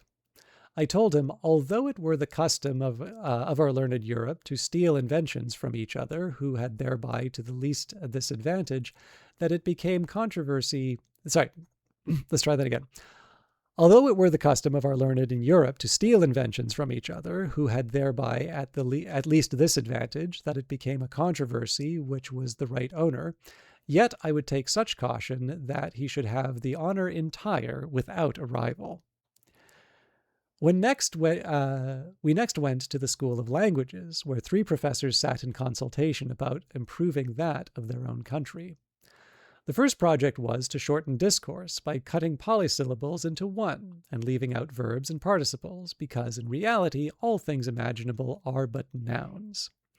The other project was a scheme for entirely abolishing all words whatsoever, and this was urged as a great advantage in the point of health as well as brevity. For it is plain that every word we speak is, in some degree, a diminution of our lungs by corrosion, and consequently contributes to the shortening of our lives. An expedient was therefore offered, that since words are only names for things, it would be more convenient for all men to carry about them such things as were necessary to express a particular business that they are to discourse on, and that this invention would certainly have taken place to the great ease as well as health of the subject, if the women, in conjunction with the vulgar and illiterate, had not threatened to raise a rebellion unless they might be allowed the liberty to speak with their tongues after the manner of their forefathers, such as constant, irreconcilable enemies to science are the common people. However, many of the most learned and wise adhere to the new scheme of expressing themselves by things, which has only this inconvenience attending it, that if a man's business be very great, and of various kinds, he must be obliged in proportion to carry a greater bundle of things upon his back, unless he can afford 1 or 2 strong servants to attend him. I have often beheld 2 of those sages almost sinking under the weight of their packs, like peddlers among us, who, when they met in the street, would lay down their loads, open their sacks, and hold any conversation for an hour together, then put up their implements, help each other resume their burdens, and take their leave. But for short conversations a man may carry implements in his pockets, and under his arms enough to supply him, and in his house he cannot be at a loss. Therefore the room where the company meet who practice this art is full of all things ready at hand requisite to furnish matter for this kind of artificial converse. Another great advantage proposed by this invention was that it would serve as a universal language to be understood in all civilized nations, whose goods and utensils are generally of the same kind, or nearly resembling, so that their uses might easily be comprehended, and thus ambassadors would be qualified to treat with foreign princes or ministers of state to whose tongues they were utter strangers. I was at the mathematical school, where the master taught his pupil after a method scarce imaginable to us in Europe. The proposition and demonstration were fairly written on a thin wafer, with ink composed of a cephalic tincture. This the student was to swallow upon a fasting stomach, and for 3 days following eat nothing but bread and water. As the wafer digested, the tincture mounted to his brain, bearing the proposition along with it. But the success had not hitherto been answerable, partly by the same error in the quantum or composition, and partly by the perverseness of lads, to whom this bolus is so nauseous that they generally steal aside and discharge it afterwards before it can operate. Neither have they been yet persuaded to use so long an abstinence as the prescription requires. All right, I'm going to get some laundry done. I forgot how much I love it. I think it's probably obvious from the fact that I am not, like, I am occasionally laughing, despite myself at a couple of these lines. But this is that section in particular is really great. So this is a really, really good one. All right. Like I said, I'm going to get some laundry done. I'm going to try and keep it quick, but when we're back, we'll finish the 3rd journey. If we have a little time afterwards, we'll maybe do a debrief.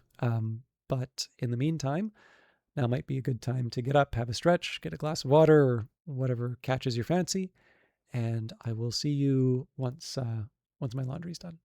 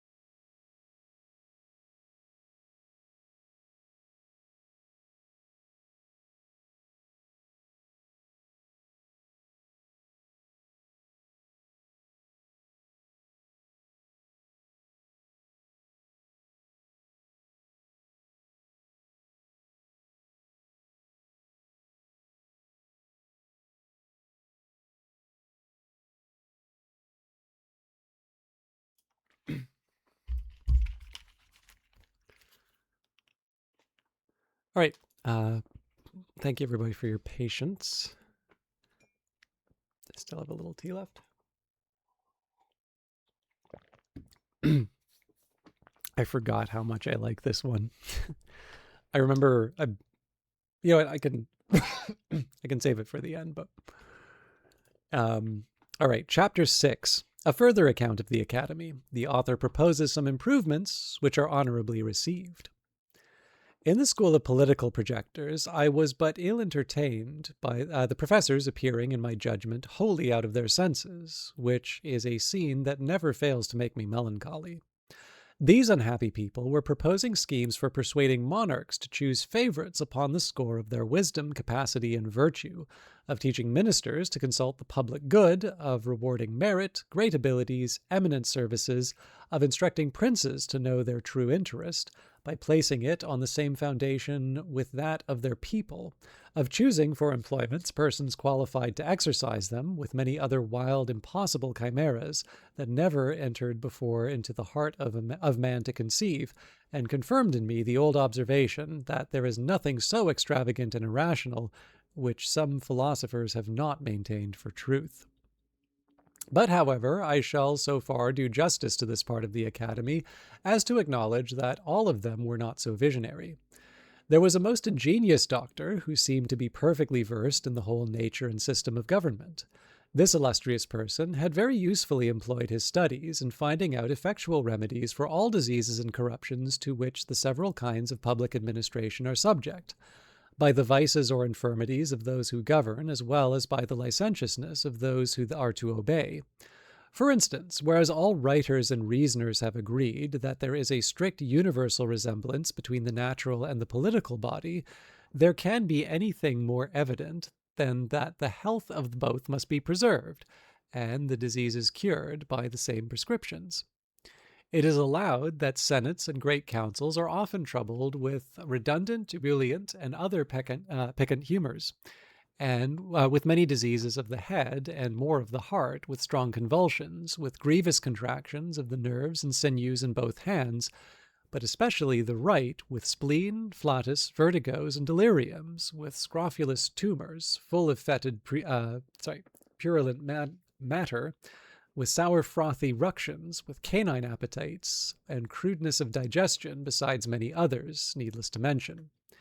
This doctor therefore proposed that upon the meeting of the Senate, certain physicians should attend it the first 3 days of their sitting, and at the close of each day's debate feel the pulses of every senator, after which, having maturely considered and consulted upon the nature of the several maladies and the methods of cure, they should on the 4th day return to the Senate House, attended by their apothecaries stored with proper medicines, and before the members sat, administer to each of them lentives, aperitives, abstersives, corrosives, restringents, palliatives, laxatives, cephalagics, icterics, apophlegmatics, acoustics, as their several cases required, and according as these medicines should operate, repeat, alter, or omit them at the next meeting. That's going to be a fun one to try and do if I ever do a real recording of this. This project could not be of any great expense to the public, and might, in my poor opinion, be of much use for the dispatch of business in those countries where senates have any share in the legislative power, beget unanimity, shorten debates, open a few mouths which are now closed, and close many much more which are now open, curb the petulancy of the young, correct the positiveness of the old, rouse the stupid, and damp the pert. Again, because it is a general complaint that the favorites of princes are troubled with short and weak memories, the same doctor proposed that whoever attended a first minister, after having told his business, with the utmost brevity in the plainest words, should, at his departure, give the said minister a tweak by the nose, or a kick in the belly, or tread upon his corns, or lug him thrice by both ears, or run a pin into his breech, or pinch his arm black and blue to prevent forgetfulness, and at every levee day repeat the same operation till the business were done or absolutely refused. He likewise directed that every senator in the great council of a nation, after he had delivered his opinion and argued in the defense of it, should be obliged to give his vote directly contrary, because if that were done, the result would infallibly terminate in the good of the public. When parties in state are violent, he offered a wonderful contrivance to reconcile them. The method is this: you take 100 leaders at each party, you dispose them into couples, such as whose heads are nearest of a size, then let two nice operators saw off the occiput of each couple at the same time, and in such a manner that the brain may be equally divided. Let the occiputes, thus cut off, be interchanged, applying each into the head of his opposite party man. It seems indeed to be a work that requires some exactness, but the professor assured us that if it were dexterously performed, the cure would be infallible. For he argued thus, that the two half-brains, being left to debate the matter between themselves within the space of one skull, would soon come to a good understanding and produce that moderation, as well as regularity of thinking, so much to be wished for in the heads of those who imagine they come into the world only to watch and govern its motion. And as to the difference of brains in quantity or quality among those who are directors in faction, the doctor assured us from his own knowledge that it was a perfect trifle. I heard a very warm debate between two professors about the most commodious and effectual ways and means of raising money without grieving the subject. The first affirmed the justest method would be to lay certain tax upon vices and folly, and the sum fixed upon every man to be rated, after the fairest manner, by a jury of his neighbours. The second was of an opinion directly contrary, to tax those qualities of body and mind for which men chiefly value themselves, the rate to be more or less according to the degrees of excelling, the decision whereof should be left entirely to their own breast. The highest tax was upon men who are the greatest favourites of the other sex, and the assessments according to the number and nature of the favours they have received, for which they are allowed to be their own vouchers. Sorry, that is really very clever. Wit, valor, and politeness were likewise proposed to be largely taxed and collected in the same manner, by every person's giving his own word for the quantum of what he possessed. But as to honor, justice, wisdom, and learning, they should not be taxed at all, because they are qualifications of so singular a kind that no man will either allow them in his neighbour or value them in himself. The women were proposed to be taxed according to their beauty and skill in dressing, wherein they had the same privilege with the men to be determined by their own judgment. But constancy, chastity, good sense, and good nature were not rated because they would not bear the charge of collecting. To keep senators in the interest of the crown, it was proposed that the members should raffle for employment, every man first taking an oath and giving security that he would vote for the court whether he won or not, after which the losers had, in their turn, the liberty of raffling upon the next vacancy. Thus hope and expectation would be kept alive. None would complain of broken promises, but impute their disappointments wholly to fortune, whose shoulders are broader and stronger than those of a ministry. Another professor showed me a large paper of instructions for discovering plots and conspiracies against the government.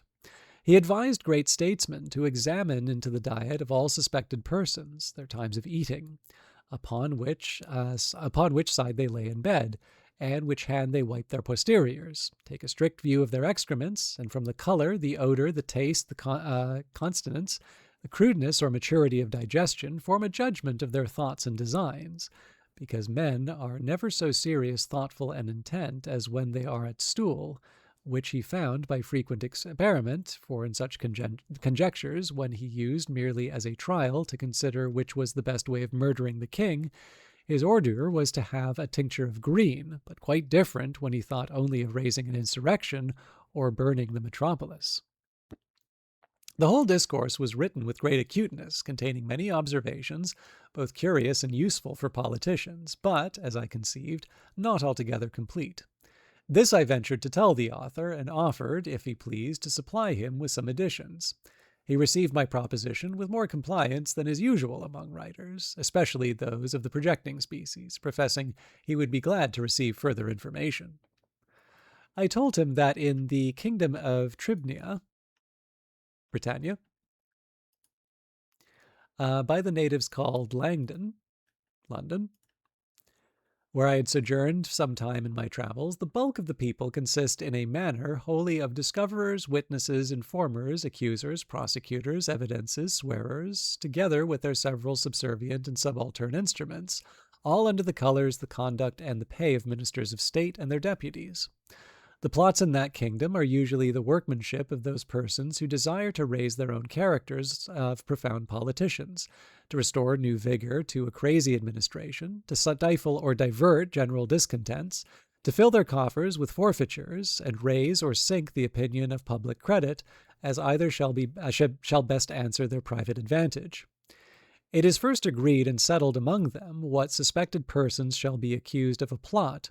Then effectual care is taken to secure all their letters and papers, and put owners in chains. These papers are delivered to a set of artists very dexterous in finding out the mysterious meanings of words, syllables, and letters.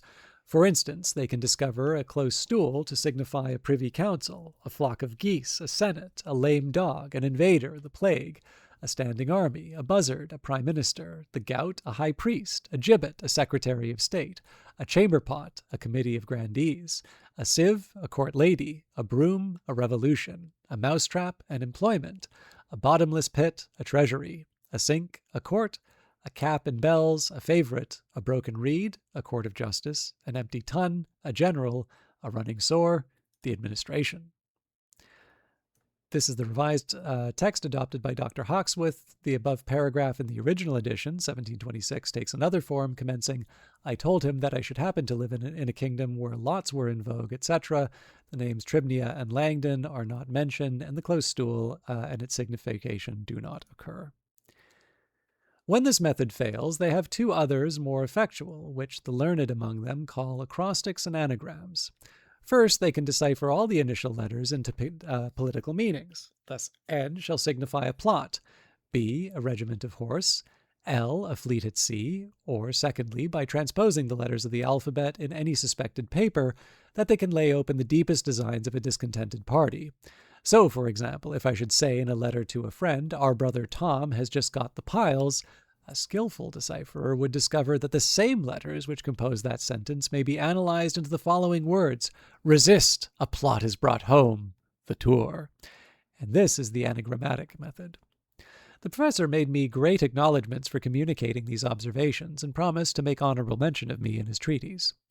I saw nothing in this country that could invite me to a longer continuance, and began to think of returning home to England. Now, if you can bear with me one more moment, I did forget to do one thing before I came back to the computer, so I'm just going to take a quick minute to put away something that I meant to before I got started again. Sorry about the extra break.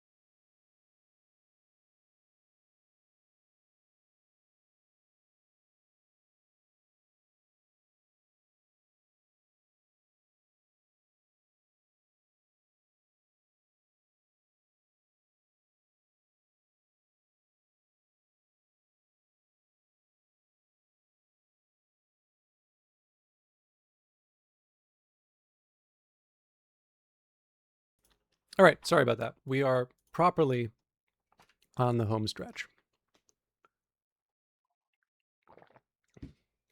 Chapter 7. The author leaves Legado, arrives at Maldonada, no ship ready. He takes a short voyage to Glubdubdrib, his reception by the governor. The continent of which this kingdom is a part extends itself, as I have reason to believe, eastward, to that unknown tract of America westward of California, and north to the Pacific Ocean, which is not above 150 miles from Legado, where there is a good port and much commerce with the great island of Lugnag, situated to the northwest about 29 degrees north latitude and 140 longitude. This island of Lugnag stands southeastward of Japan, about 100 leagues distant. There is a strict alliance between the Japanese emperor and the king of Lugnag, which affords frequent opportunities of sailing from one island to the other. I determined, therefore, to direct my course this way, in order to my return to Europe. I hired 2 mules with a guide to show me the way and carry my small baggage. I took leave of my noble protector, who had shown me so much favor, and made me a generous present at my departure. My journey was without accident or adventure worth relating. When I arrived at the port of Maldonada, for it is so called, there was no ship in the harbor bound for Lugnag, nor likely to be in some time. The town is as large as Portsmouth. I soon fell into some acquaintance, and was very hospitably received.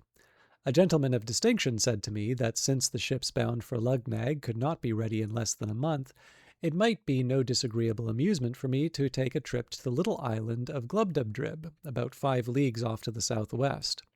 He offered himself and a friend to accompany me, and that I should be provided with a small convenient bark for the voyage. Glubdubdrib, as nearly as I can interpret the word, signifies the island of sorcerers or magicians. It is about 1/3 as large as the Isle of Wight, and extremely fruitful.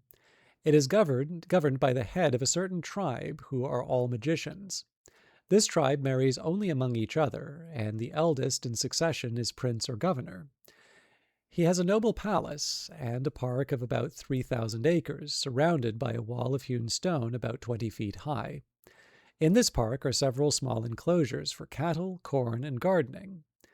The governor and his family are settled and attended by domestics of a kind somewhat unusual.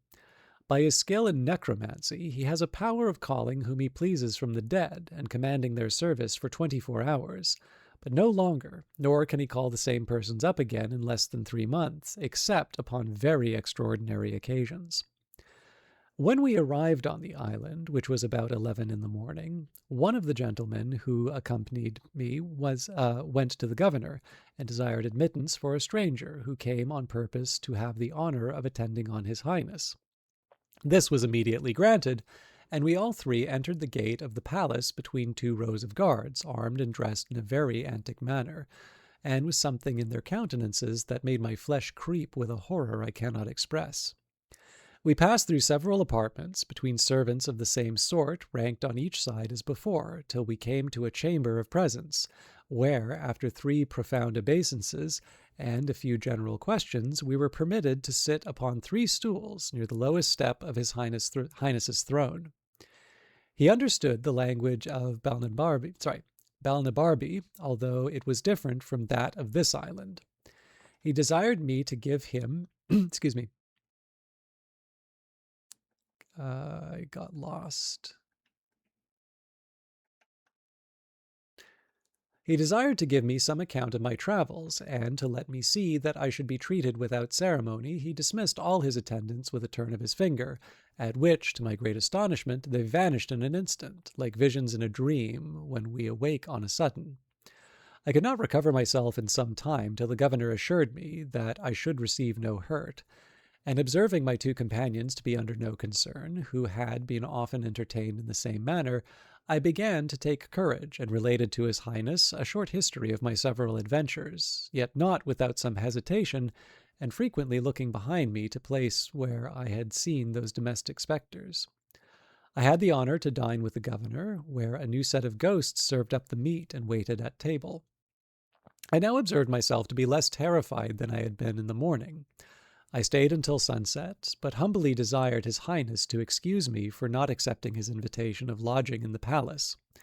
My two friends and I lay at a private house in the town adjoining, which is the capital of this little island, and the next morning we returned to pay our duty to the governor, as he was pleased to command us. After this manner we continued in the island for 10 days, most part of every day with the governor, and at night in our lodging.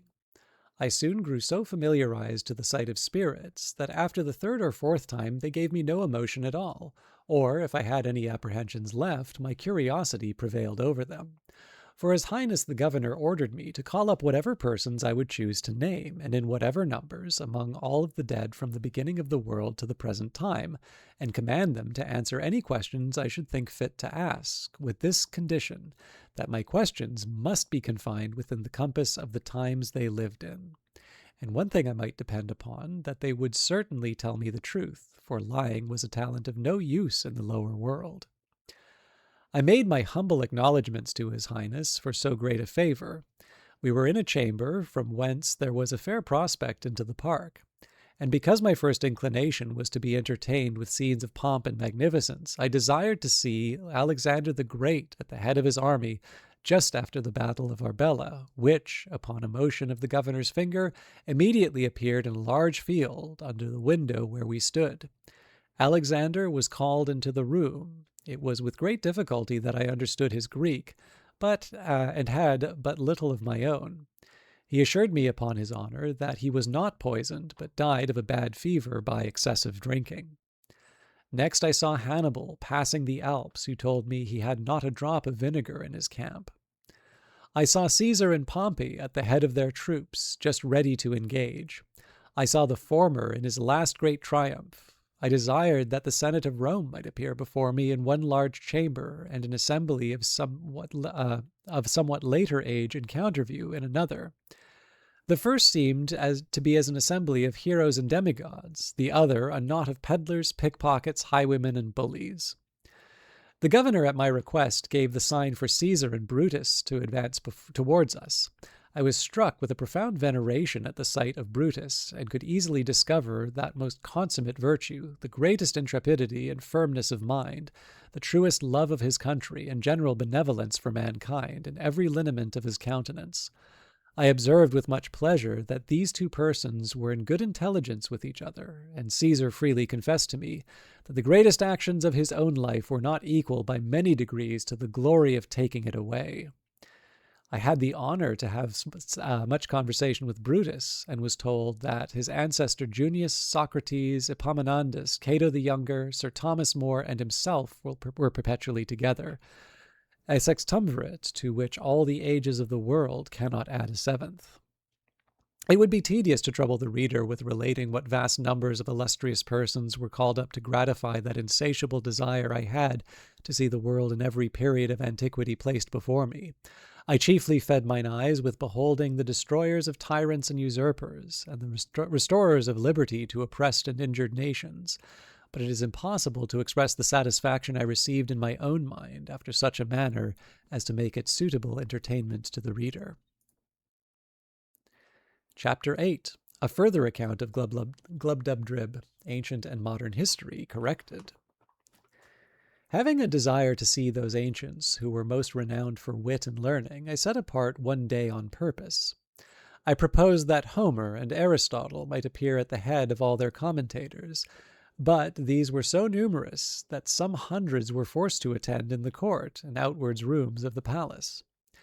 I knew and could distinguish those two heroes at first sight, not only from the crowd, but from each other. Homer was the taller and comelier person of the two, walked very erect for one of his age, and his eyes were the most quick and piercing I ever beheld. Aristotle stooped much, and made use of his staff. His visage was meagre, his hair lank and thin, and his voice hollow. I soon discovered that both of them were perfect strangers to the rest of the company, and had never seen or heard of them before, and I had a whisper from a ghost, who shall be nameless, that these commentators always kept the most distant quarters from their principals in the lower world, through a conscientious shame and guilt, because they had so horribly misrepresented the meaning of those authors to posterity. I introduced Didymus and Eusenius to Homer, and prevailed on him to treat them better than perhaps they deserved, for he soon found they wanted a genius to enter into the spirit of a poet. But Aristotle was out of all patience with the account I gave him of Scotus and Ramus, as I presented them to him, and he asked whether the rest of the tribe were as great dunces as themselves. I then desired the governor to call up Descartes and Gassendi, with whom I prevailed to explain their systems to Aristotle. This great philosopher freely acknowledged his own mistakes in natural philosophy, because he proceeded in many things upon conjecture, as all men must do, but he found that Gassendi, who had made the doctrine of Epicurus as palatable as he could, and the vortices of Descartes were equally to be exploded. He predicted the same fate to attraction, whereof the present learned are such zealous assertors. He said that new systems of nature were but new fashions, which would vary in every age, and even those who pretend to demonstrate them from mathematical principles would flourish but a short period of time and be out of vogue when that was determined. I spent 5 days conversing with many of the ancient learned. I saw most of the first Roman emperors. I prevailed on the governor to call up Heliogabalus's cooks to dress us at a dinner, but they could not show us much of their skill for want of materials.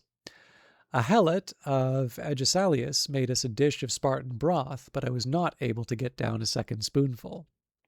The 2 gentlemen who conducted me to the island were pressed by their private affairs to return in 3 days, which I employed in seeing some more of the modern dead who had made the greatest figure for 200 or 300 years past in our own and other countries of Europe, and having been always a great admirer of old illustrious families, I desired the governor would call up a dozen or 2 of kings, with their ancestors in order for 8 of 9 or 9 generations.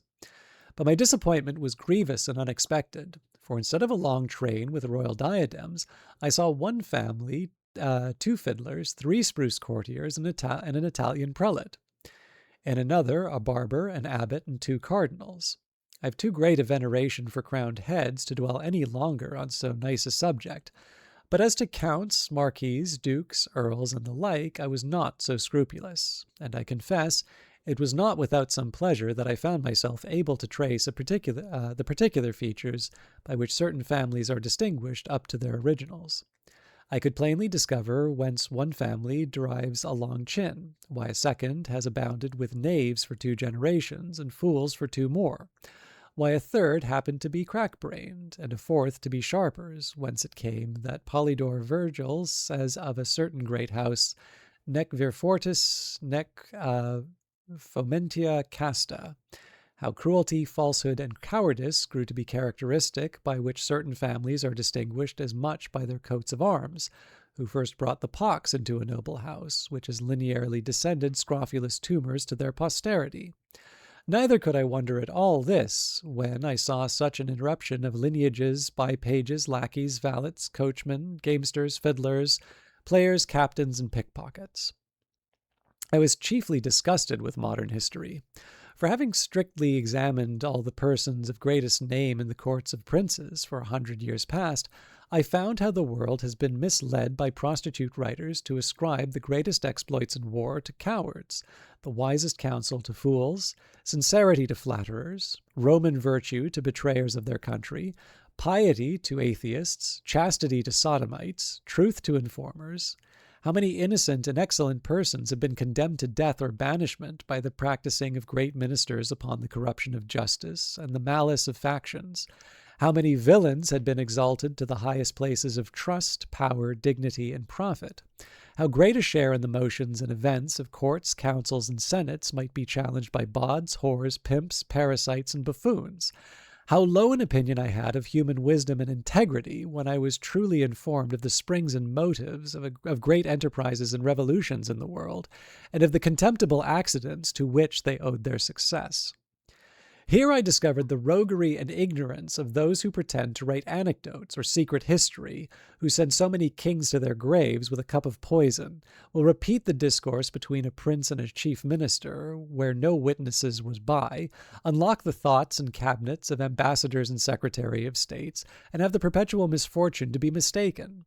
Here I discovered the true causes of great many events that have surprised the world, how a whore can govern the Black Stairs a council, and the council a senate.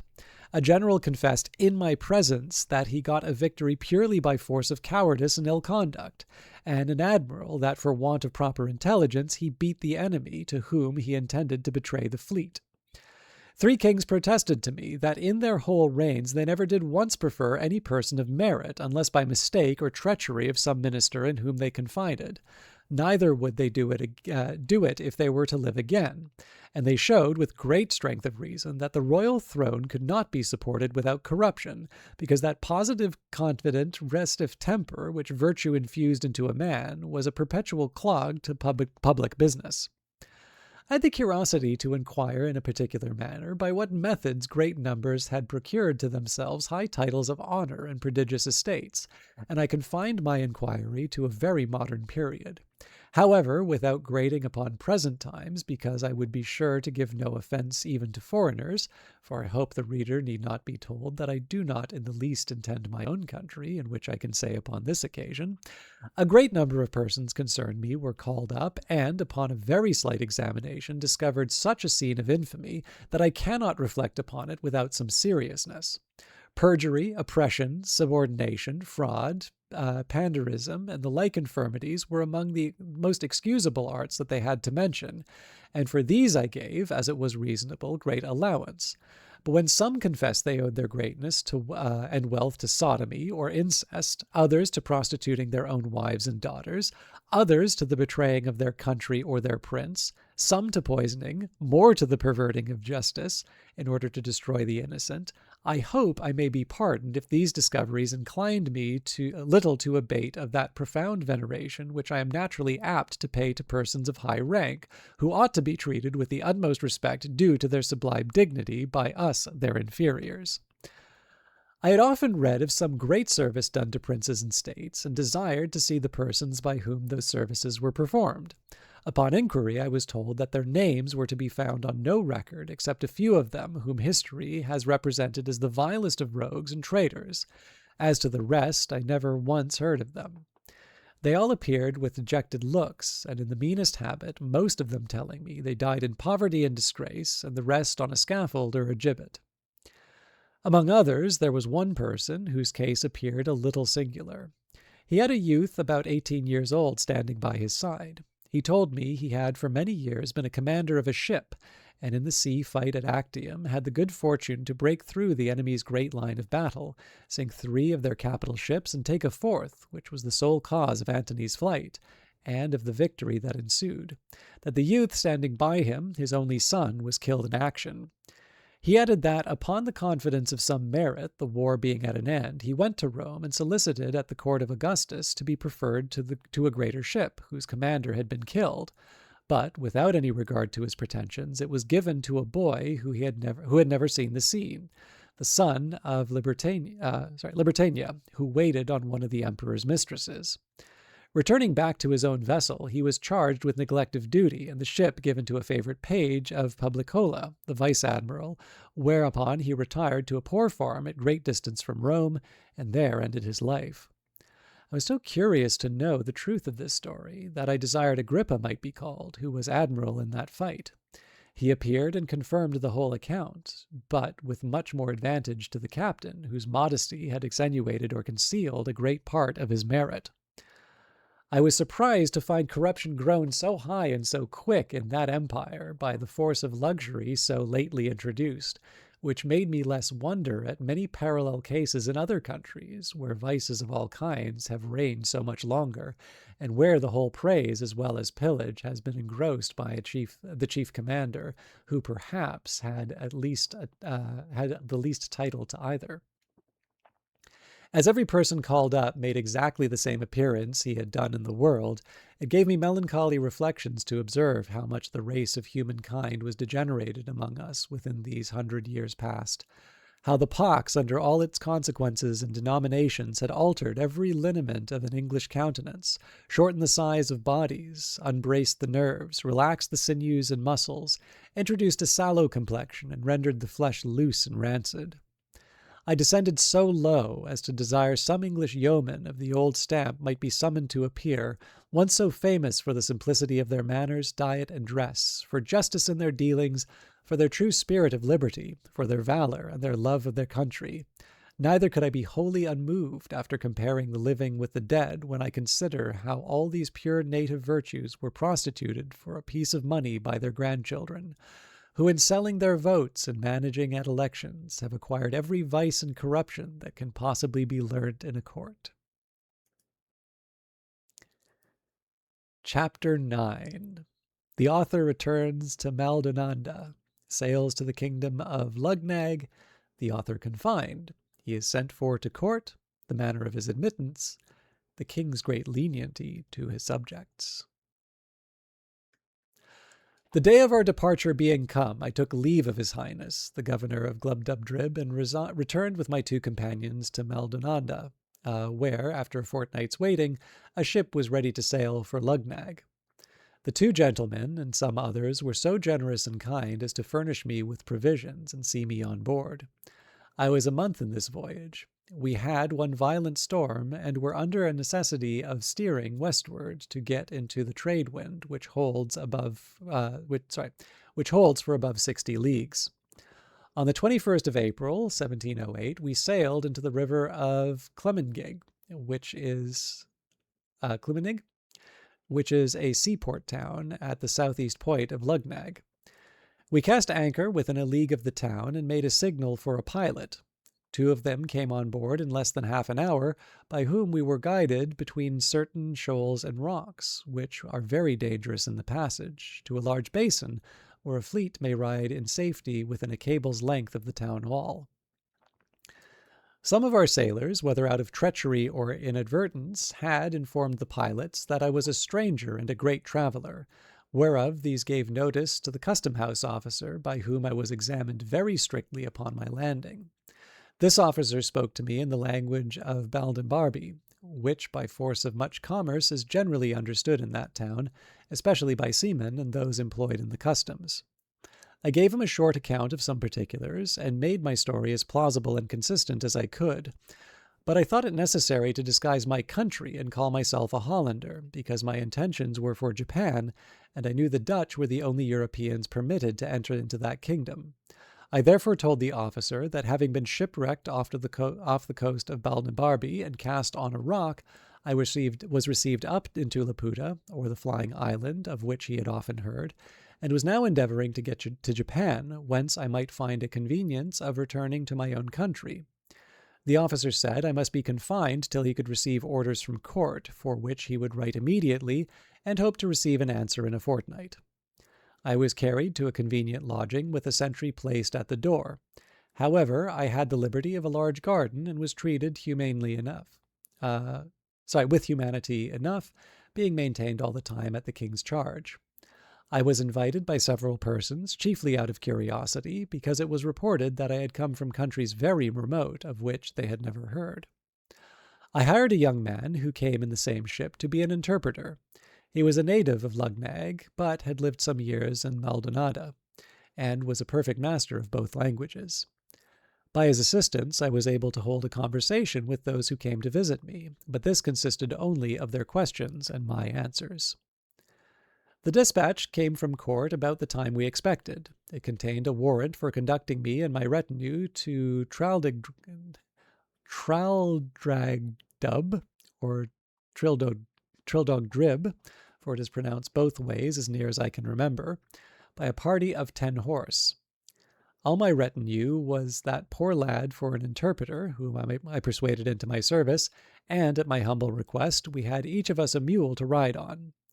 My messenger was dispatched half a day's journey before us to give the king notice of my approach, and to desire that his majesty would please to appoint a day and hour when it would, by his gracious pleasure, that I might have the honor to lick the dust before his footstool. This is the court style, and I found it more than a matter of form, for upon my admittance, 2 days after my arrival, I was commanded to crawl upon my belly and lick the floor as I advanced. But, on account of my being a stranger, care was taken to have made it so clean that the dust was not offensive. However, this was a peculiar grace not allowed to any but persons of the highest rank, when they desire admittance.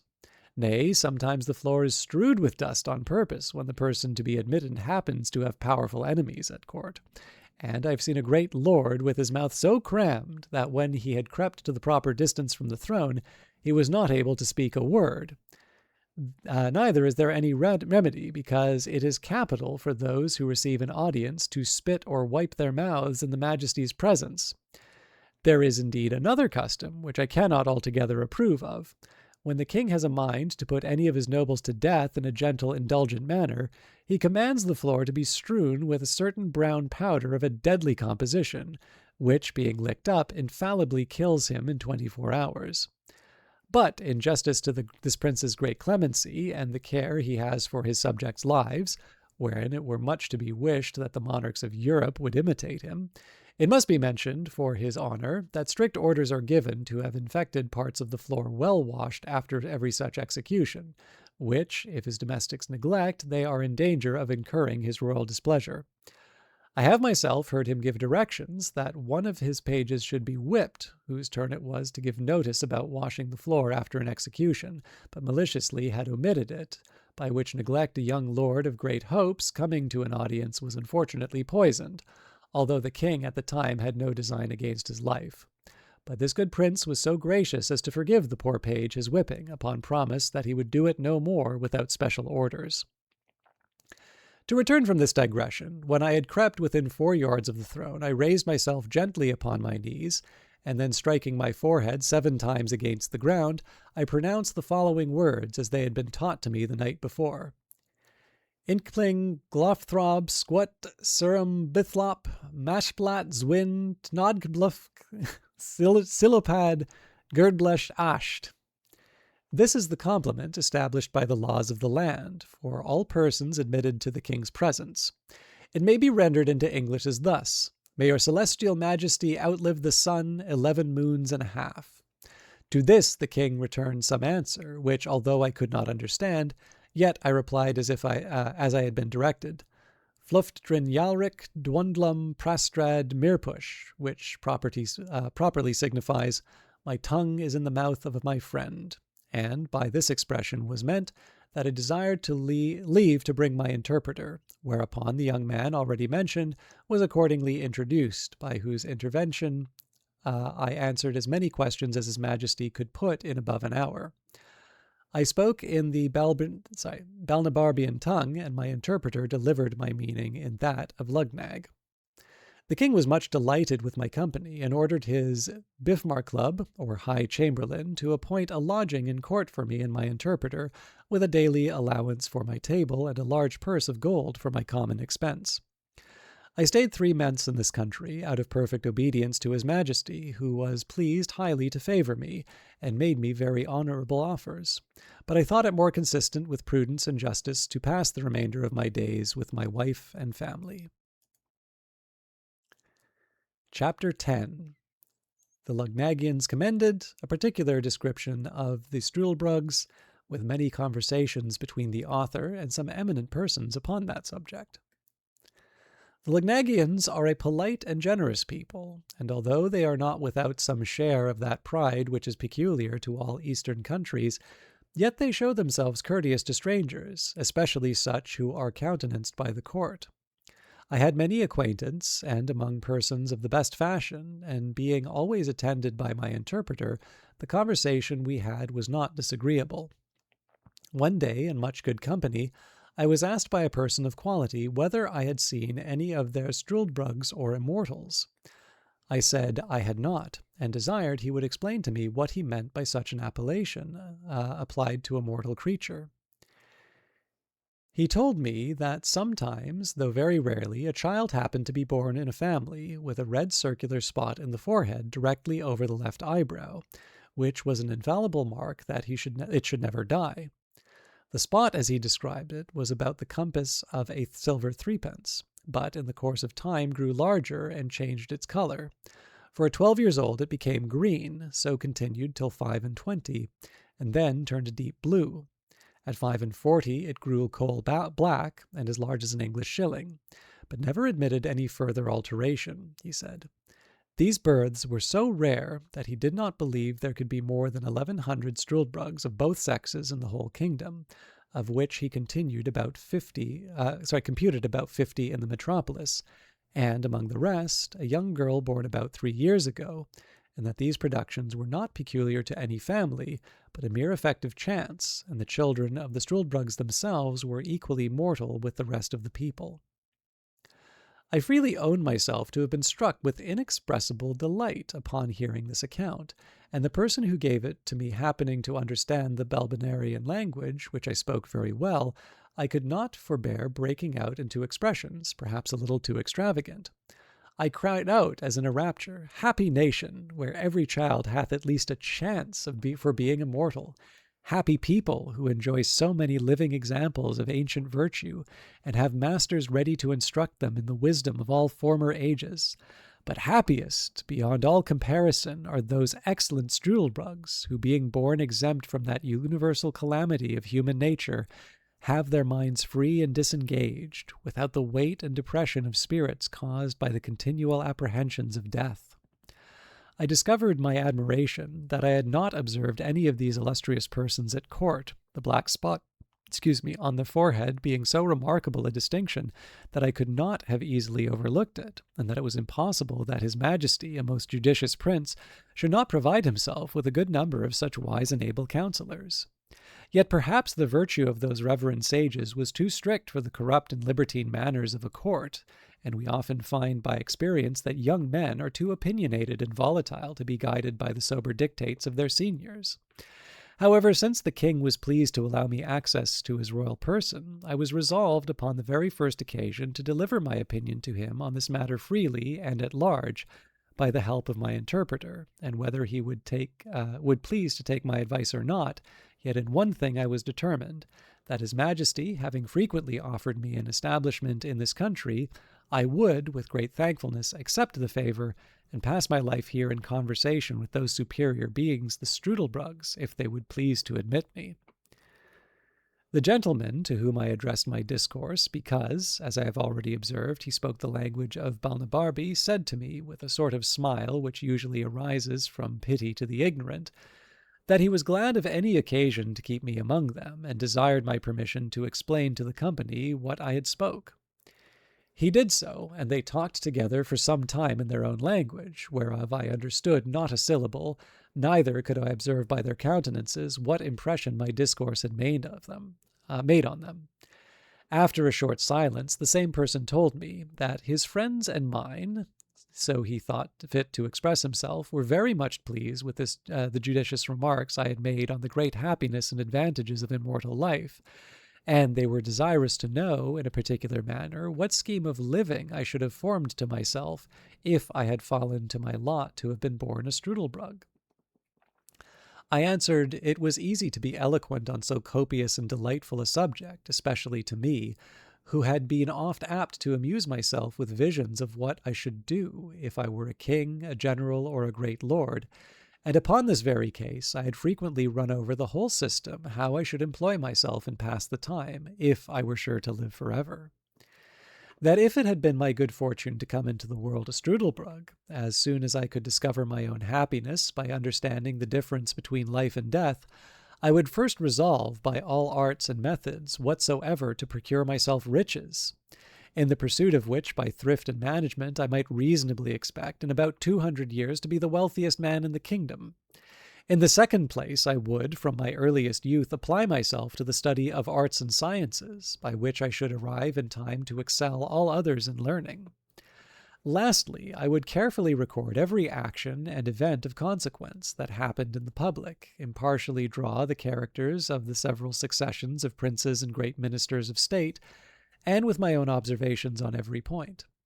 I would exactly set down the several changes in customs, language, fashions of dress, diet, and diversions, by all which acquirements I should be a living treasure of knowledge and wisdom, and certainly become the oracle of the nation. I would never marry after threescore, but live in a hospitable manner, yet, still on the saving side, I would entertain myself in forming and directing the minds of hopeful young men by convincing them, from my own remembrance, experience, and observation, fortified by numerous examples of the usefulness of virtue in public and private life. But my choice and constant companions should be the set of my own immortal brotherhood, among whom I would elect a dozen of the most ancient, down to my own contemporaries. Where any of these wanted fortunes, I should provide them with convenient lodges around my own estate, and have some of them always at my table, only mingling a few of the most valuable among you mortals, whom length of time would harden me to lose with little or no reluctance, and treat your posterity after the same manner, just as a man diverts himself with the annual succession of plinks and tulips in his garden, without regretting the loss of those that had withered from the preceding year. These Strudelbrugs and I would mutually communicate our observations and memorials, through the course of time, remark on several gradations by which corruption steals into the world, and oppose it in every step by giving perpetual warning and instruction to mankind, which, added to the strong influence of our own example, would probably prevent that continual degeneracy of human nature so justly complained of in all ages. Add to this the pleasure of seeing the various resolutions of states and empires, the changes in the lower and upper world, ancient cities in ruins and obscure villages become the seat of kings, famous rivers lessening into shallow brooks, the ocean leaving one coast dry and overwhelming another, the discovery of many countries yet unknown, barbarity overrunning the politest nations, and the most barbarous become civilized. I should then see the discovery of the longitude, the perpetual motion, the universal medicine, and many other great inventions brought to the utmost perfection. What wonderful discoveries should we make in astronomy by outliving and confirming our own predilections, by observing the progress and return of comets, with changes of motion in the sun, moon, and stars. I enlarged upon many other topics, which the natural desire of endless life and sublunary happiness could easily furnish me with. When I had ended, and some of my discourse had been interpreted, as before, to the rest of the company, there was a good deal of talk among them in the language of that country, not without some laughter at my expense. At last the same gentleman who had been my interpreter said, he was desired by the rest to set me right in a few mistakes, which I had fallen into through the common imbecility of human nature, and upon that allowance was less answerable for them. That this breed of Strudelbrugs was peculiar in their country, for there was no such people in either Balnibarbi or Japan, where he had the honor to be ambassador from his majesty, and found the natives in both those kingdoms very hard to believe that the fact was possible, and it appeared from my astonishment when he first mentioned this matter to me that I received it as a thing wholly new and scarcely to be credited. That in the two kingdoms above mentioned, where during his residence he had conversed very much, he observed long life to be the universal desire and wish of mankind. That whoever had one foot in the grave was sure to hold back the other as strongly as he could. That the oldest still had hopes of living one day longer, and looked on death as the greatest evil from which nature always prompted him to retreat. Only in this island of Lugnag the appetite for living was not so eager, from the continual example of the Strudelbrugs before their eyes. That the system of living contrived by me was unreasonable and unjust, because it supposed a perpetuity of youth, health, and vigor, which no man could be so foolish to hope, however extravagant he may be in his wishes. That the question therefore was not whether a man would choose to be always in the prime of youth, attended with posterity and health, but how he would pass a perpetual life under all the usual disadvantages which old age brings along with it.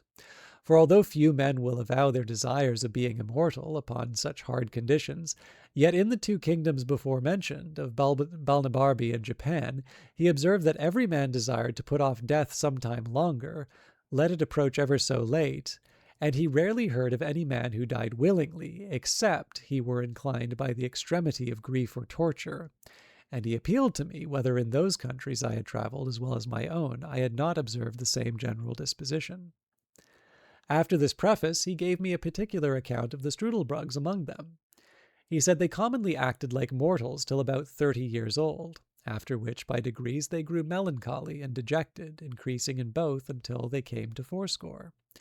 This he learned from his own confession, for otherwise, there not being above 2 or 3 of that species born in an age, they were too few to form a general observation by.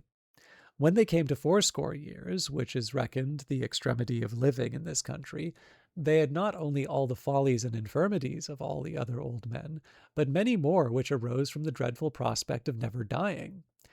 They were not only opinionative, peevish, covetous, morose, vain, talkative, but incapable of friendship, and dead to all natural affection, which never descended below their grandchildren. Envy and impotent desires are their prevailing passions, but those objects against which their envy seems principally directed are the vices of the younger sort and the deaths of the old. By reflecting on the former, they find themselves cut off from all possibility of pleasure, and whenever they see a funeral, they lament and repine that others have gone to harbor of rest to which they themselves can never hope to arrive. They have no remembrance of anything but what they learned and observed in their youth and middle age, and even that is very imperfect, and for the truth or particulars of any fact, it is safer to depend on common tradition than upon their best recollections. The least miserable among them appear to be those who turn to dotage and entirely lose their memories. These meet with more pity and assistance, because they want many bad qualities which are found in others. If a Strudelbrug happens to marry one of his own kind, the marriage is dissolved, of course, by the courtesy of the kingdom as soon as the younger of the two comes to be fourscore, for the law thinks it a reasonable indulgence that those who are condemned, without any fault of their own, to a perpetual continuance in this world, should not have their misery doubled by the load of a wife. As soon as they have completed the term of 80 years, they are looked on as dead in law, their heirs immediately succeed to their estates, only a small pittance is reserved for their support, and the poor ones are maintained at the public charge. After that period, they are held incapable of any employment of trust or profit. They cannot purchase lands or take leases, neither are they allowed to be witnesses in any cause, either civil or criminal, not even for the decision of meres and bounds. At 90, they lose their teeth and hair. They have at that age no distinction of taste, but eat and drink whatever they can get, without relish or appetite. The diseases that they were subject to still continue, without increasing or diminishing. In talking, they forget the common appellation of things and the names of persons, even of those who are their nearest friends and relations. For the same reason, they can never amuse themselves with reading, because their memory will not serve to carry them from the beginning of a sentence to the end, and by this defect they are deprived of their only entertainment whereof they might otherwise be capable. The language of this country being always upon the flux, the Strudelbrugs of one age do not understand those of another, neither are they able, after 200 years, to hold any conversation, further than a few general words, with their neighbors the mortals, and thus they lie under the disadvantage of living like foreigners in their own country. This was the account given to me of the Strudelbrugs, as near as I can remember. I afterwards saw 5 or 6 different ages, the youngest not above 200 years old, who were brought to me at several times by some of my friends. But although they were told that I was a great traveler and had seen all the world, they had not the least curiosity to ask me a question, only desired that I would give them slumskukdask, or a token of remembrance, which is a modest way of begging to avoid the law that strictly forbids it, because they are provided for by the public, although indeed with a very scanty allowance. They are despised and hated by all sorts of people. When one of them is born, it is reckoned ominous, and their birth is recorded very particularly, so that you may know their age by consulting the register, which, however, has not been kept above 1,000 years past, or at least it has been destroyed by time and public disturbances. But the usual way of computing how old they are is by asking them what kings or great persons they can remember, and then consulting history, for infallibly that last prince in their mind did not begin his reign after they were 80 years old. They were the most mortifying sight I ever beheld, and the women more horrible than the men. Besides the usual deformities in extreme old age, they acquired an additional ghastliness in proportion to the number of their years, which is not to be described, and among a half-dozen I soon distinguished which was the eldest, although there was not above a century or two between them. The reader will easily believe that from what I had here and seen, my keen appetite for perpetuity of life was much abated. I grew heartily ashamed of the pleasing visions I had formed, and thought no tyrant could invent a death into which I would not run with pleasure from such a life. The king heard of all that had passed between me and my friends upon this occasion, and rallied me very pleasantly, wishing I could send a couple of strudelbrugs to my own country to arm our people against the fear of death. But this is forbidden by the fundamental laws of that kingdom, or else I should have been well content with the trouble and expense of transporting them. I could not but agree that the laws of this kingdom relative to the strudelbrugs were founded upon the strongest reasons, and such as any other country would be under the necessity of enacting in the like circumstances. Otherwise, as avarice is the necessary consequence of old age, those immortals would in time become proprietors of the whole nation, and engross the civil power, which for want of abilities to manage must end in the ruin of the public. Chapter 9. The author leaves Lugnag and sails to Japan. From thence he returns in a Dutch ship to Amsterdam, and from Amsterdam to England. I thought this account of the strudelbrugs might be some entertainment to the reader, because it seems to be a little out of the common way. At least I do not remember to have met the like in any book of travels that has come to my hands. And if I am deceived, my excuse must be that it is necessary for travelers who describe the same country very often to agree in dwelling on the same particulars, without deserving the censure of having borrowed or transcribed from those who wrote before them. There is indeed a perpetual commerce between this kingdom and the great empire of Japan, and it is very probable that the Japanese authors may have given some account of the strudelbrugs. But my stay in Japan was so short, and I was so entirely a stranger to the language, that I was not qualified to make any inquiries. But I hope the Dutch, upon this notice, will be curious and able to supply my defects. His Majesty, having often pressed me to accept some employment in his court, and finding me absolutely determined to return to my native country, was pleased to give me his license to depart, and honored me with a letter of recommendation under his own hand to the Emperor of Japan. He likewise presented me with 444 large pieces of gold, this nation delighting in even numbers, and a red diamond, which I sold in England for £1,100. Hello, it is D. Payne and Raiders. On 6th of May, 1709, I took solemn leave of His Majesty and all my friends. This prince was so gracious as to order a guard to conduct me to Glangenstald, which is a royal port to the southwest part of the island.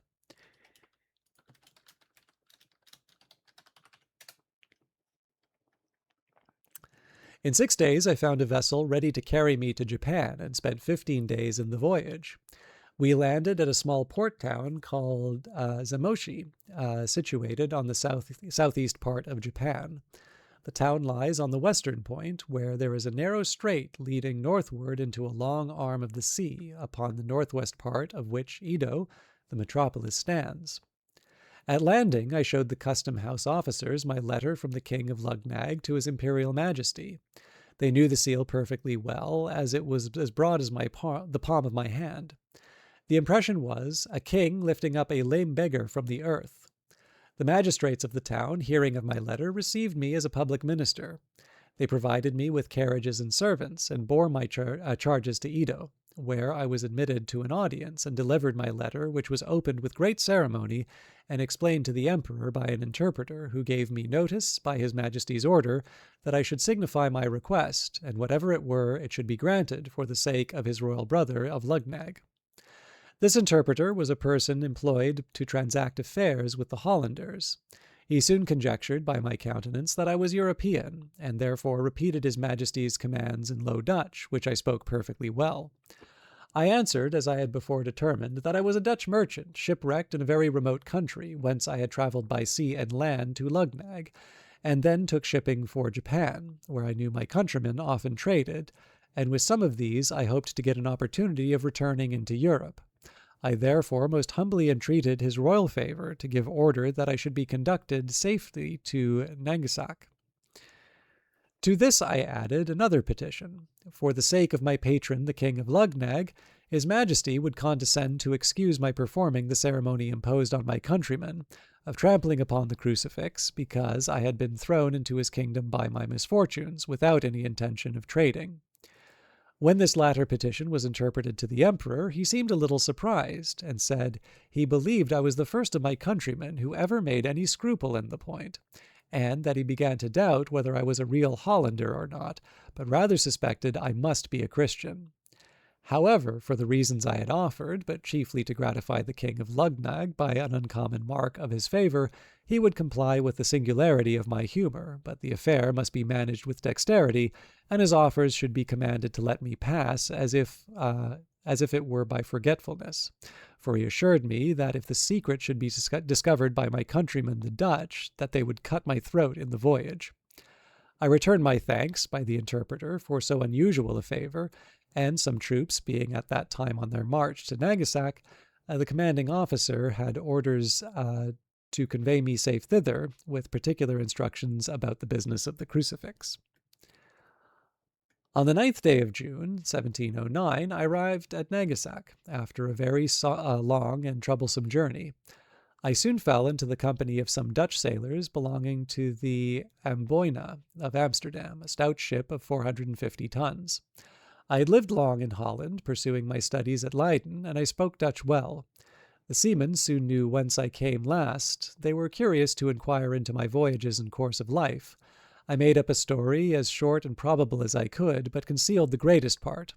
I knew many persons in Holland. I was able to invent names for my parents, whom I pretended to be obscure people in the province of Gelderland. I should have given the captain, one Theodorus Van Grult, what he pleased to ask for my voyage to Holland, but understanding I was a surgeon, he contented to take half the usual rate on condition that I would serve him in the way of my calling. Before we took shipping, I was often asked by some of the crew whether I had performed the ceremony above mentioned. I evaded the question by general answers that I had satisfied the emperor and court in all particulars. However, a malicious rogue of a skipper went to an officer and, pointing to me, told him I had not yet trampled on the crucifix. But the other, who had received instructions to let me pass, gave the rascal 20 strokes on the shoulders with bamboo, after which I was no more troubled with such questions. Nothing happened worth mentioning in the voyage. We sailed with a fair wind to the Cape of Good Hope, where we stayed out only to take in fresh water. On the 10th of April, 1710, we arrived safe at Amsterdam, having lost only 3 men by sickness in the voyage, and a 4th, who fell from the foremast into the sea, not far from the coast of Guinea. From Amsterdam, I soon after set sail for England, a small vessel belonging to that city. On the 16th of April, we put down in the Downs.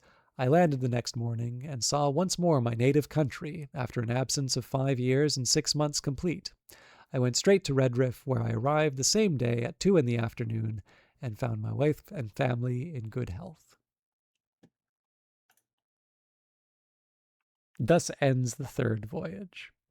So I must apologize to It Is D-Pain's audience, because, of course, we're at the end of the 3rd voyage of Gulliver's Travels. I will thank you. We usually do a little bit of a wrap-up at the end, but I'm curious how many of you are familiar with Gulliver's Travels. Part of the wrap-up, I normally will bring up the Wikipedia page and we'll do the summary and talk a bit about it. This, by far, has been my favorite section. Like, I knew I was gonna like the Voyage to Laputa again, but man, I had completely forgotten. Like, actually, you know what? I'm gonna go back a little bit. So we're gonna go to the table of contents. I'm trying to remember. Yeah, here we go. It's chapter 5. Tell me if any of you have heard of this invention.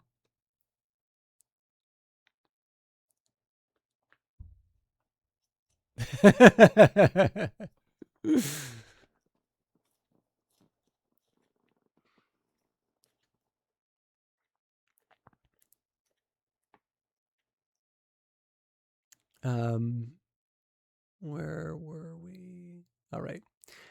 So I am actually slightly curious how many have read. So we talked at the beginning about this. I have so for those of you that don't know, it is the 300th anniversary of Gulliver's Travels this year. So only 1700s kids will understand. Um, and when we started reading this, I talked about an observation. This is made, so I bought the Cambridge Anniversary Edition, which will not surprise you, came out this year.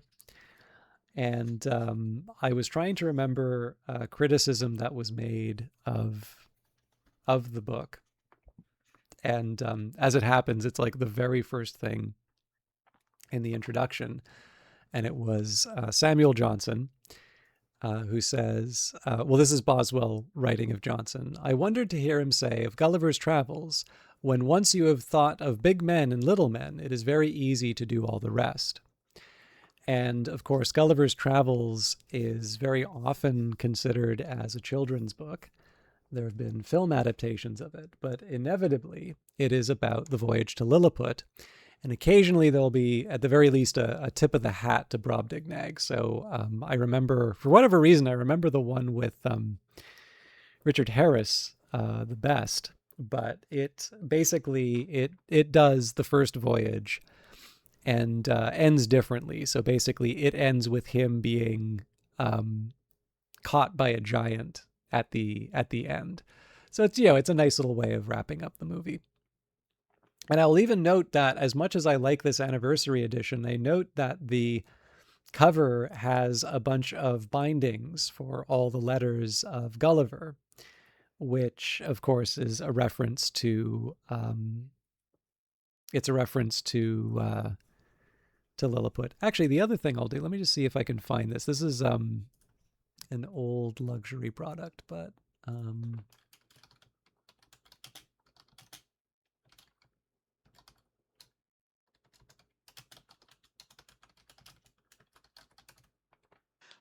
I would never want to belong to Riziko, thank you very much for the follow.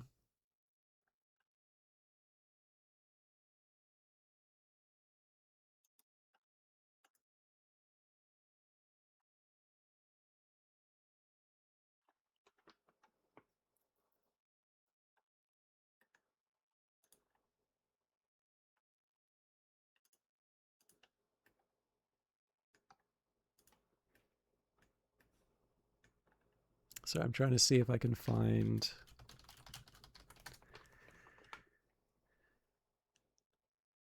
Yeah, here we go. I thought these were sold out.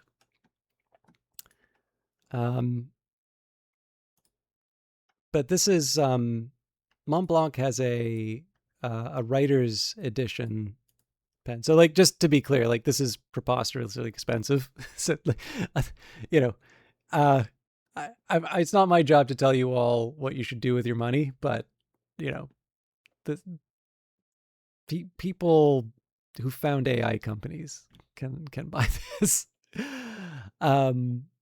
So there are a few nice little details. I mean, I do like fountain pens, and this one's pretty special. So you've got sort of these silver bindings here, right? Reference to Lilliput. There's the tricorn shape at the top for Gulliver's hat. There's the image of the Lilliputian army under under his legs. And then there's the signature. I'm trying to remember if there's a significance to the catch as well. You know what? It'll probably be in the description. Mont Blanc Writers Edition Pen Plume Jonathan Swift, a real limited edition Mont Blanc pen commemorating Jonathan Swift, the first prose satirist known for having written Gulliver's Travels. I don't think first prose satirist in English, maybe. For having written Gulliver's Travels. This Mont Blanc pen is made of black lacquer and precious resin with a clip and platinum-plated trim. The silver whirlwind design imitates the strings used to attach Gulliver to the island of Lilliput, and the design of the clip represents the staircase that the mayor of Lilliput goes up to speak with Gulliver. The cap has the shape of a tricorn hat of Gulliver and carries the signature of Jonathan Swift. A 14-karat plated rhodium gold feather represents in a complex way the army of Lilliput walking between the legs of Gulliver. So, you know, whether it's children's literature, whether it's the most well-known, I actually can't recall. I haven't seen the Jack Black adaptation. I don't know if there's ever been a version of the other oh, by the way, for those of you that don't like fountain pens, you can get a ballpoint for the mere 980 euros.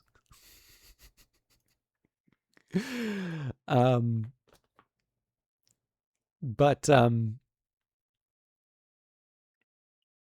yeah, I need to credit the essay at the start with these details, but it is really interesting to observe, Samuel Johnson wasn't speaking all that long after Gulliver's Travels had been out. And yet this satire has focused a lot on, the little people, sometimes the giants. But Laputa and the Land of the Winhams is definitely not as widely recognized.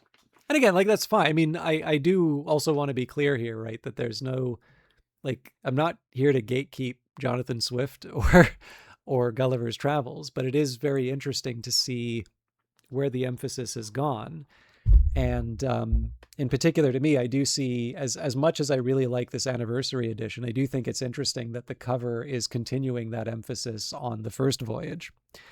Because to me, the sharpest satire, and I think to a certain extent, this is me sort of recognizing probably I see myself more in at least as a target in the third voyage than I do in the first and second, which is of course not to imply that I'm perfectly capable of the kind of pettiness and striving of the Lilliputians or the inverted way that it's portrayed through Gulliver trying to defend the ways of Europe to the King of Brobdingnag. But I mean, the kind of, too clever by half, very highly speculative disdain for the physical and practical. I mean, this voyage has my number. But again, we talked at the start about, how Gulliver's Travels is a departure from the other satire that I'm familiar with Swift. So I think Modest Proposal is probably one of the better known ones. And that one is dealing with a very particular, I mean, so maybe I should be a little more careful when I say this. It is dealing with a very specific problem, but I do think what makes that essay still work is that it is probably universal enough that we can appreciate the bite. But A Tale of a Tub required a bit of work to get through. It's great, but it is dealing with some pretty narrow disputes, which don't always translate as well to the modern day. And again, the introduction to this edition that I have, what I've read of it so far is very, very good, but it actually does identify some of the ways specifically in which Swift's satire was changed for Gulliver and was specifically intended to be much more universal in its application. And I think probably it is fair to say that accounts for why this book has endured for as long as it has. And one of the truly wonderful ways in which this manifests, to me at least, right? There are so many things that I was thinking of while I was reading this. So so many of the descriptions of the wasteland that they're traveling through after the scholars have gotten through with it. And I'm just thinking this is the great this is the great leap forward, or this is collectivization. This is obviously it's incredibly anachronistic for me to say that. It was we really have not learned anything since this was written. But the one that I was just I'd completely forgotten about this one. And I was just so astonished by it.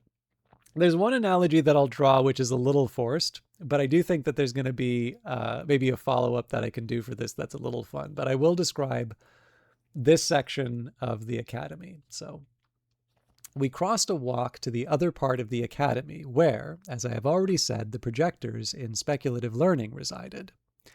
The first professor I saw was in a very large room with 40 pupils about him. After salutation, observing me to look earnestly upon a frame, which took up the greatest part of both the length and breadth of the room, he said, perhaps I might wonder to see him employed in a project for improving speculative knowledge by practical and mechanical operations. But the world would soon be sensible of its usefulness, and he flattered himself that a more noble, exalted thought never sprang in any other man's head.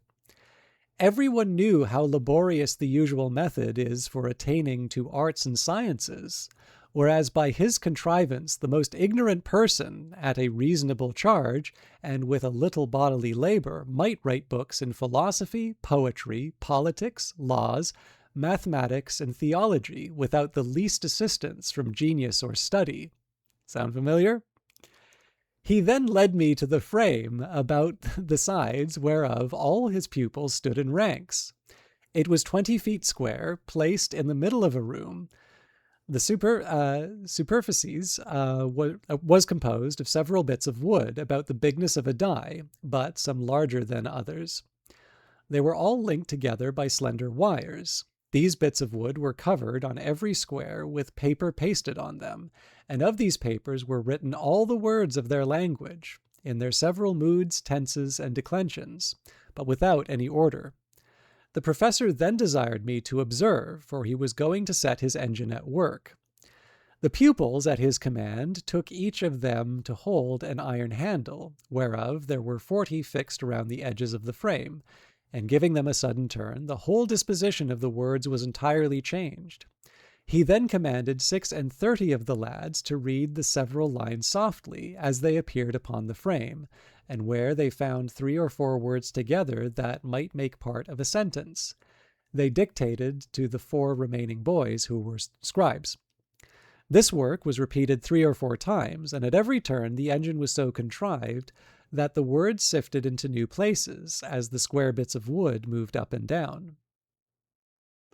6 hours a day the young students were employed in this labor, and the professors showed me several volumes in a large folio already collected of broken sentences which he intended to piece together, and out of those rich materials to give the world a complete body of all arts and sciences, which, however, might still be improved and much expedited if the public would raise a fund for making and employing 500 such frames in legado, and oblige the managers to contribute in common their several collections.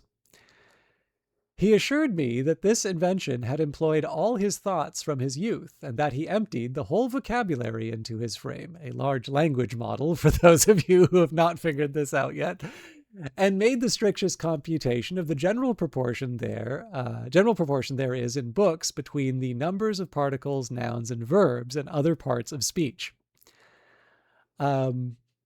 There is more. Well, actually, I'll take the last paragraph as well. I made my humblest acknowledgment to this illustrious person for his great communicativeness, and promised, if ever I had the good fortune to return to my native country, that I would do him justice as the sole inventor of this wonderful machine, the form and contrivance of which I desired leave to delineate on paper, as in the figure here annexed. I told him, although it were the custom of our learned in Europe to steal inventions from each other, who had thereby the least disadvantage, that it became a controversy which was the right owner. Yet I would take such a caution that he should have the honor entire without a rival. So it might be a little forced on this, but this really is large language models and data centers all over again, right? Just beyond the fact that he's not necessarily perfected the way of arranging the jumbled words into the effective ones. But I mean, what is he asking for? He's asking for more data centers to be able to speed up the collection on that. So now, just to be clear, I think it's actually it's kind of cheap populism if I say this. I'm actually usually to my detriment, actually, because people are usually dicks on this issue. But like, I am not, I'm not like an anti-AI guy. And I mean, the data center one is a little bit trickier because in principle, right, people should be able to make a determination of sort of what they want to see in their region. But I also think there's some pretty bad faith arguments that are being made. And I do think that there is a problem of NIMBYism, which, just because it's a popular cause, right, you don't want to make circumstances under which, you effectively give veto power to, to a particular subset. So, I just want to be clear on that. I am having some fun with this because, in the end, we did say at the beginning, satire, from Tale of a Tubbs, satire is a strange mirror in which you, or the viewer, sees everyone's reflection but their own. But it's really hard in the year of our Lord 2026 not to see at least some of that debate going on. But what I will say, there is another fun one for you, and I thought of this. Has anybody read? I believe it is Borges' Library of Babel. Let me just double check that I've got this right.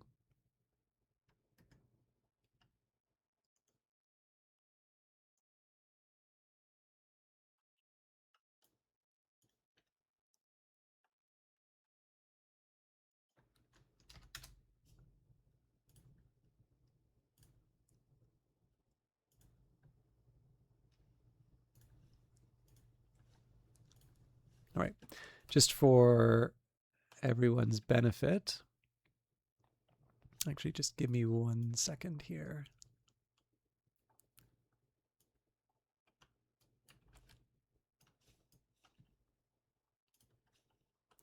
The Library of Babel is a short story by Argentine author and librarian Jorge Luis Borges, conceiving of a universe in the form of a vast library containing all possible 410-page books of a certain format and character set. The story was originally published in Spanish in Borges' 1941 collection of stories, The Garden of Forking Paths. That entire book was in turn included with his much reprinted Ficciones. 2 English-language translations appeared approximately simultaneously in 1962, one by James E. Irby and a diverse collection of Borges' works titled Labyrinths, and the other by Anthony Carrigan as part as a collaborative translation of the entirety of Fictions. So philosophical implications. The Quine's reduction just kind of blows my mind, but philosophical implications, infinite extent, and mainstream theories of natural language syntax. Every syntactically valid utterance can be extended to produce a new, longer one because of recursion. However, the books in the Library of Babel are of bounded length. Each book is 410 pages, each page of 40 lines, each line some 80 letters. So the library can only contain a finite number of distinct strings.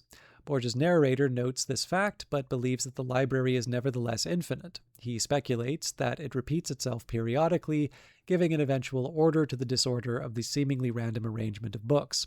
Mathematics professor William Goldblum Bloch confirms the narrator's intuition, deducing in his popular mathematics books, The Unimaginable Mathematics of Borges' Library of Babel, that the library's structure necessarily has at least one room whose shelves are not full, because the number of books per room does not divide the total number of books evenly, and that the rooms on each floor of the library must either be connected into a single Hamiltonian cycle or possibly be disconnected into subsets that cannot reach each other. And Quine's reduction, W.V.O. Quine notes that the Library of Babel is finite, and that any text that does not fit in a single book can be reconstructed by finding a second book with the continuation. The size of the alphabet can be reduced by using Morse code, even though it makes the books more verbose. The size of the books can also be reduced by splitting each into multiple volumes and discarding the duplicates. Writes Quine, quote, "The ultimate absurdity is now staring us in the face. A universal library of 2 volumes, one containing a single dot and the other a dash. Persistent repetition and alteration of the two are sufficient, we well know, for spelling out any and every truth. The miracle of the finite but universal library is a mere inflation of the miracle of binary notation. Everything worth saying, and everything else as well, can be said with two characters.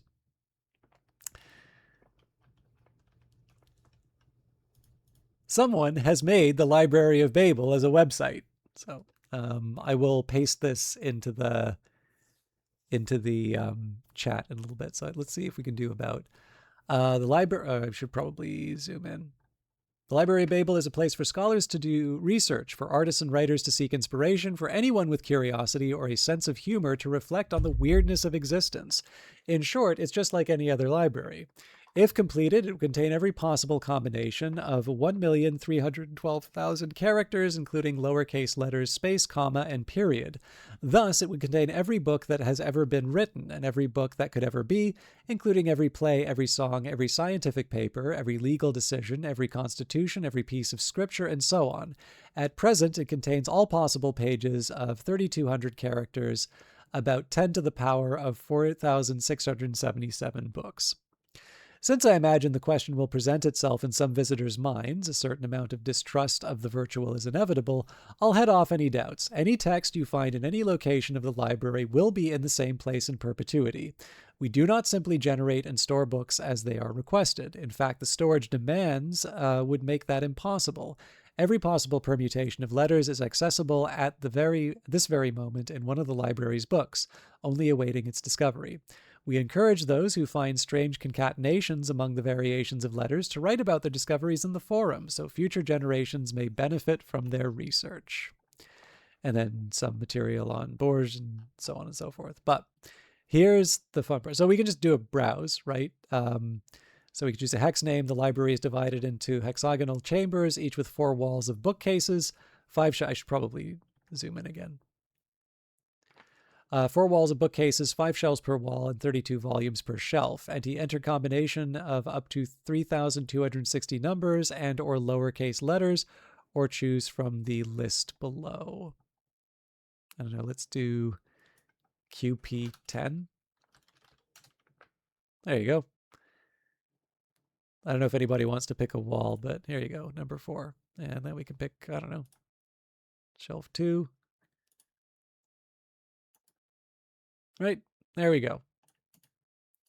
We can even do a random page.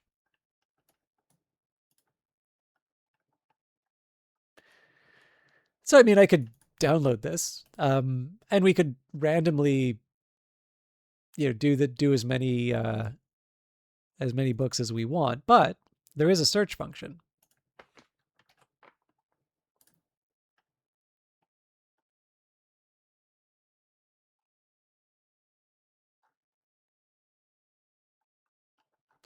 I think we'll do the exact match.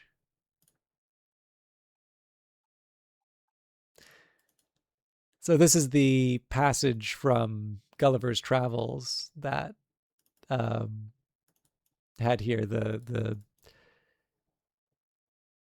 1700s large language model, as they called it.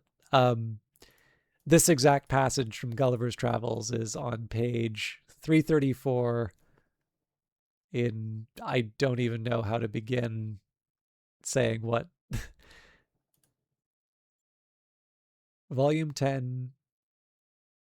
Okay, so volume 10, shelf 5, wall 1 on hexagon this.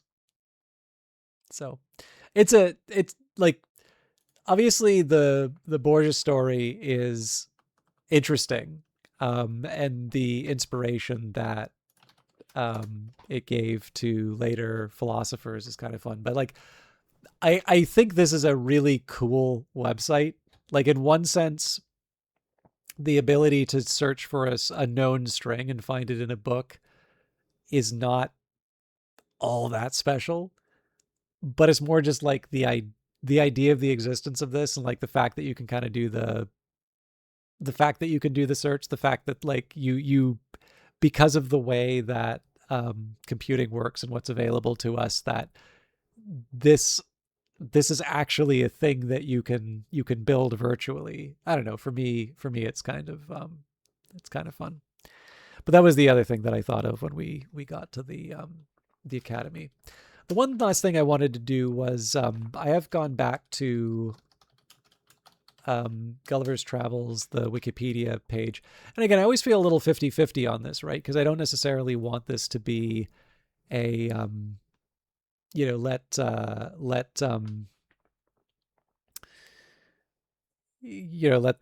free encyclopedia do our thinking for us. But because I've been skipping over the different sections that mention each of the travels, I'll take the time to fill in the blanks on the ones we haven't done. I don't think there was that much on part 3 that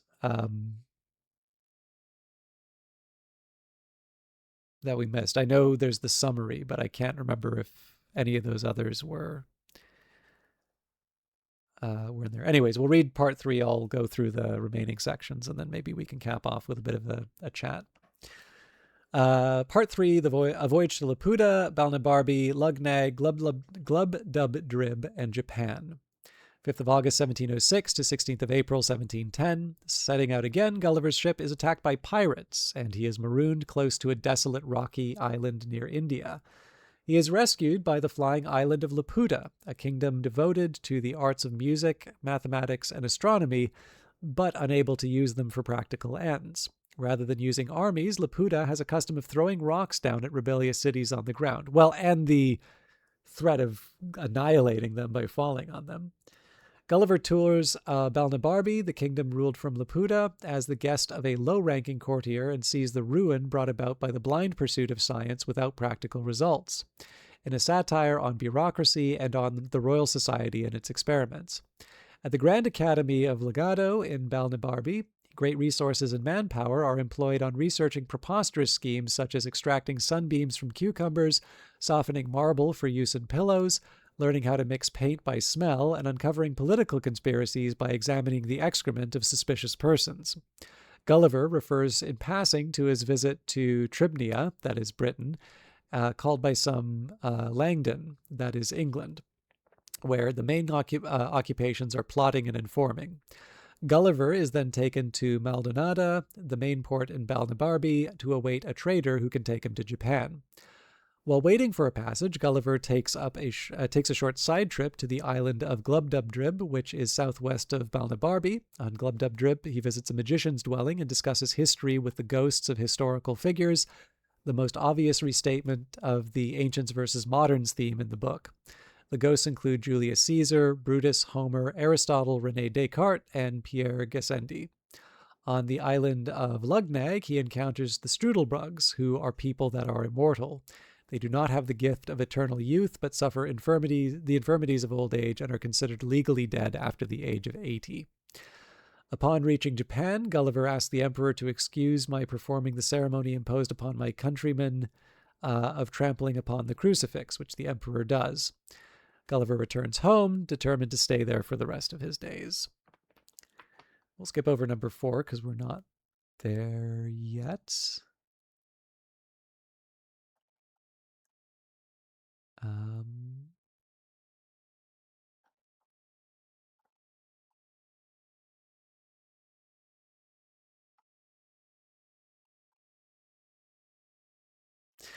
In part 3, Political Illusions. In part 3, the Grand Academy of Legaldo in Balnibarbi resembles and satirizes the Royal Society, which Swift was openly critical of. Furthermore, A.E. Case, acting on a tip-off offered by the word projectors, found the Academy to be the hiding place of many of those speculators implicated in the South Sea bubble. According to Treadwell, however, these implications extended beyond the speculators of the South Sea bubble to include many projectors of the late 17th and earliest century England, including Swift himself. Not only is Swift satirizing the role of the projector in contemporary English politics, which he dabbled in during his younger years, but the role of the satirist, whose goals align with that of a projector. The less obvious corollary of that word projector is that it must include the poor deluded satirist himself, since satire is, in its very essence, the wildest of all projects, a scheme to reform the world. And I think that's it. I will just take a quick minute. Oh, there was The New Gulliver, a Soviet stop motion animated fantasy adventure film. Um, Three Worlds of Gulliver.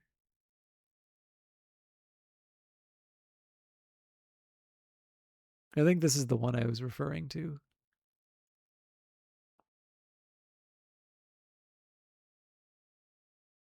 Yeah, I should take a look to see if there's I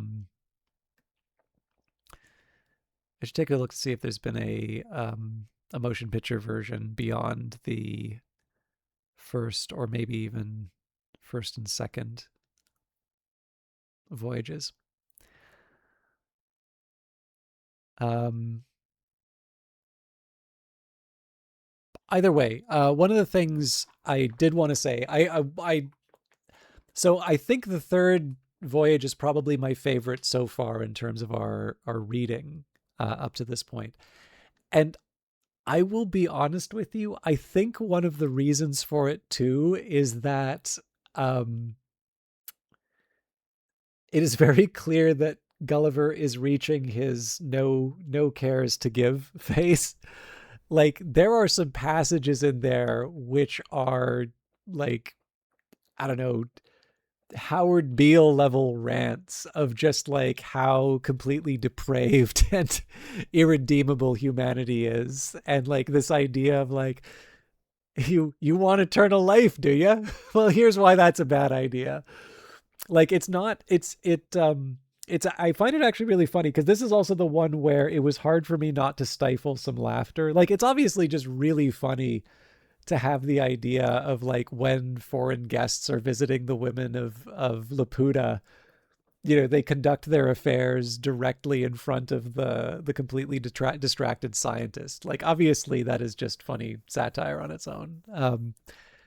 And I mean, there's lots of toilet humor too. So like maybe this just is an example of how low class some of my some of my humor is.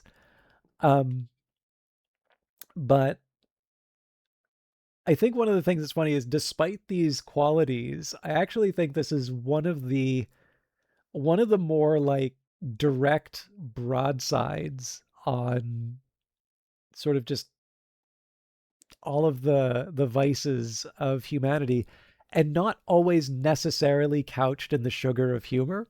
And this is one of the things I do actually kind of like about Swift. Like you can do something like A Modest Proposal, which I think probably earns a few laughs along with its critique, which I think is good.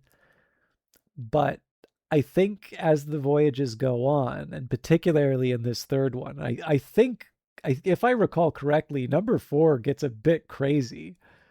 But this is definitely the point where you can start seeing the voyages getting to Gulliver. Like he is very clearly not the same person from the beginning. And I think a lot of this will pay off in the ending of the fourth one, but I don't want to talk about the ending just in case people have not run into the Winhams. So I don't know. There's a number of things that I like about it. There's the I also feel that this one, like um the two sides of the same coin between um Lilliput and Brobdingnag work very well. I don't like I maybe don't want to condemn those voyages by the preference for the third, but I think one of the things I like about the third, even though it sprawls a little bit at the end, I actually think it has a number of really good sort of callbacks to um I think it has a number of callbacks to the the main target of the satire, like the Laputans. Um and it's self-contained within the voyage as opposed to seeing it um through comparison in another one. Now, I mean, again, if you consider like Laputa to be the voyage of knowledge, then the Land of the Winhams is going to be the voyage to ignorance. So there is still a reflection. But I'd actually go so far as to say I think probably, so I'm on the same side as the author or the author critic who talks about the satirist as a projector, um, right? The deluded satirist who wants to see the reform of the world. I don't necessarily think that's wrong. My own feeling on this would be to say that if you find, actually, this is a tough one. I may have different views on this after Voyage 4, because I'm definitely finding new things when I read number. It's been a while since I've read Gulliver's Travels, so that's one of the reasons why I want to do this.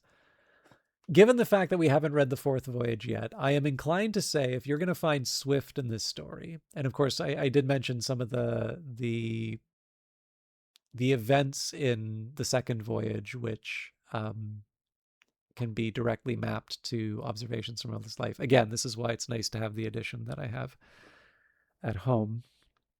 I am most inclined to think that you will find Swift in Voyage. Out of the three, I think you're most inclined to find Swift in the third voyage. And it's partly through the viciousness of some of the statements on humanity. But I also think it's through that it is through that transition where you definitely see Gulliver falling into some of the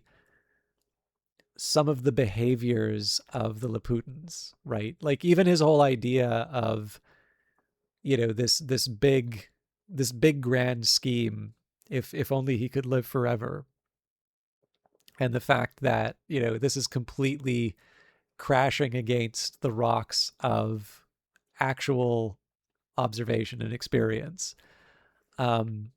Where again, it's the contrast. You have two different voyages where you have Gulliver as a giant and Gulliver proportionately Lilliputian sized compared to the Brobdingnagians. I feel like in this case here, you can have the voyage to Laputa, and Gulliver is able to, point out how these people are maniacs, but falls into the same trap before the end of the third voyage. I do think there's something kind of interesting to that. I don't know if it's just this more rapid pace or what, but or maybe I just didn't identify it in the previous ones, and that's true for the other ones as well. But I think out of all of them, the third has grown on me the most. And it's funny because it's one that I often forget to mention. I definitely talk about the Winhams a lot, so I wonder if that's going to like steal the crown again the next time I play it. Anyways, I'm kind of speculating. I'm navel gazing like the Laputans again. I don't know if I have anything substantive to say about Gulliver's Travels, but I hope you enjoyed it. I know a lot of you came in with It Is D-Pain, so you got to read like the last half of Gulliver's Travels. But I do hope that a lot of you are encouraged to take this up and read it yourself, or maybe take the time to share the ebook link that I've got. And our last step will be to find someone to host tonight. And we've got exactly one person available to us, Kilgore Trout, who has been our host or who we've hosted the last couple of times. So for those of you who have stuck around from It Is D-Pain's raid, thank you very much for doing so. For those of you looking for the thrilling conclusion, the fourth voyage, we will be doing that Wednesday. I have been trying to get, wrap this stuff up, or to get this stuff started closer to 7-ish. Obviously, the last couple of times we've had, 30 to 45 minutes at least of lead-in time. So I'm going to try and give people some runway to be able to hear the stories, while also, not taking too long on the readings. But I'm looking forward to doing the end of this and then reading the rest of the encyclopedia entry.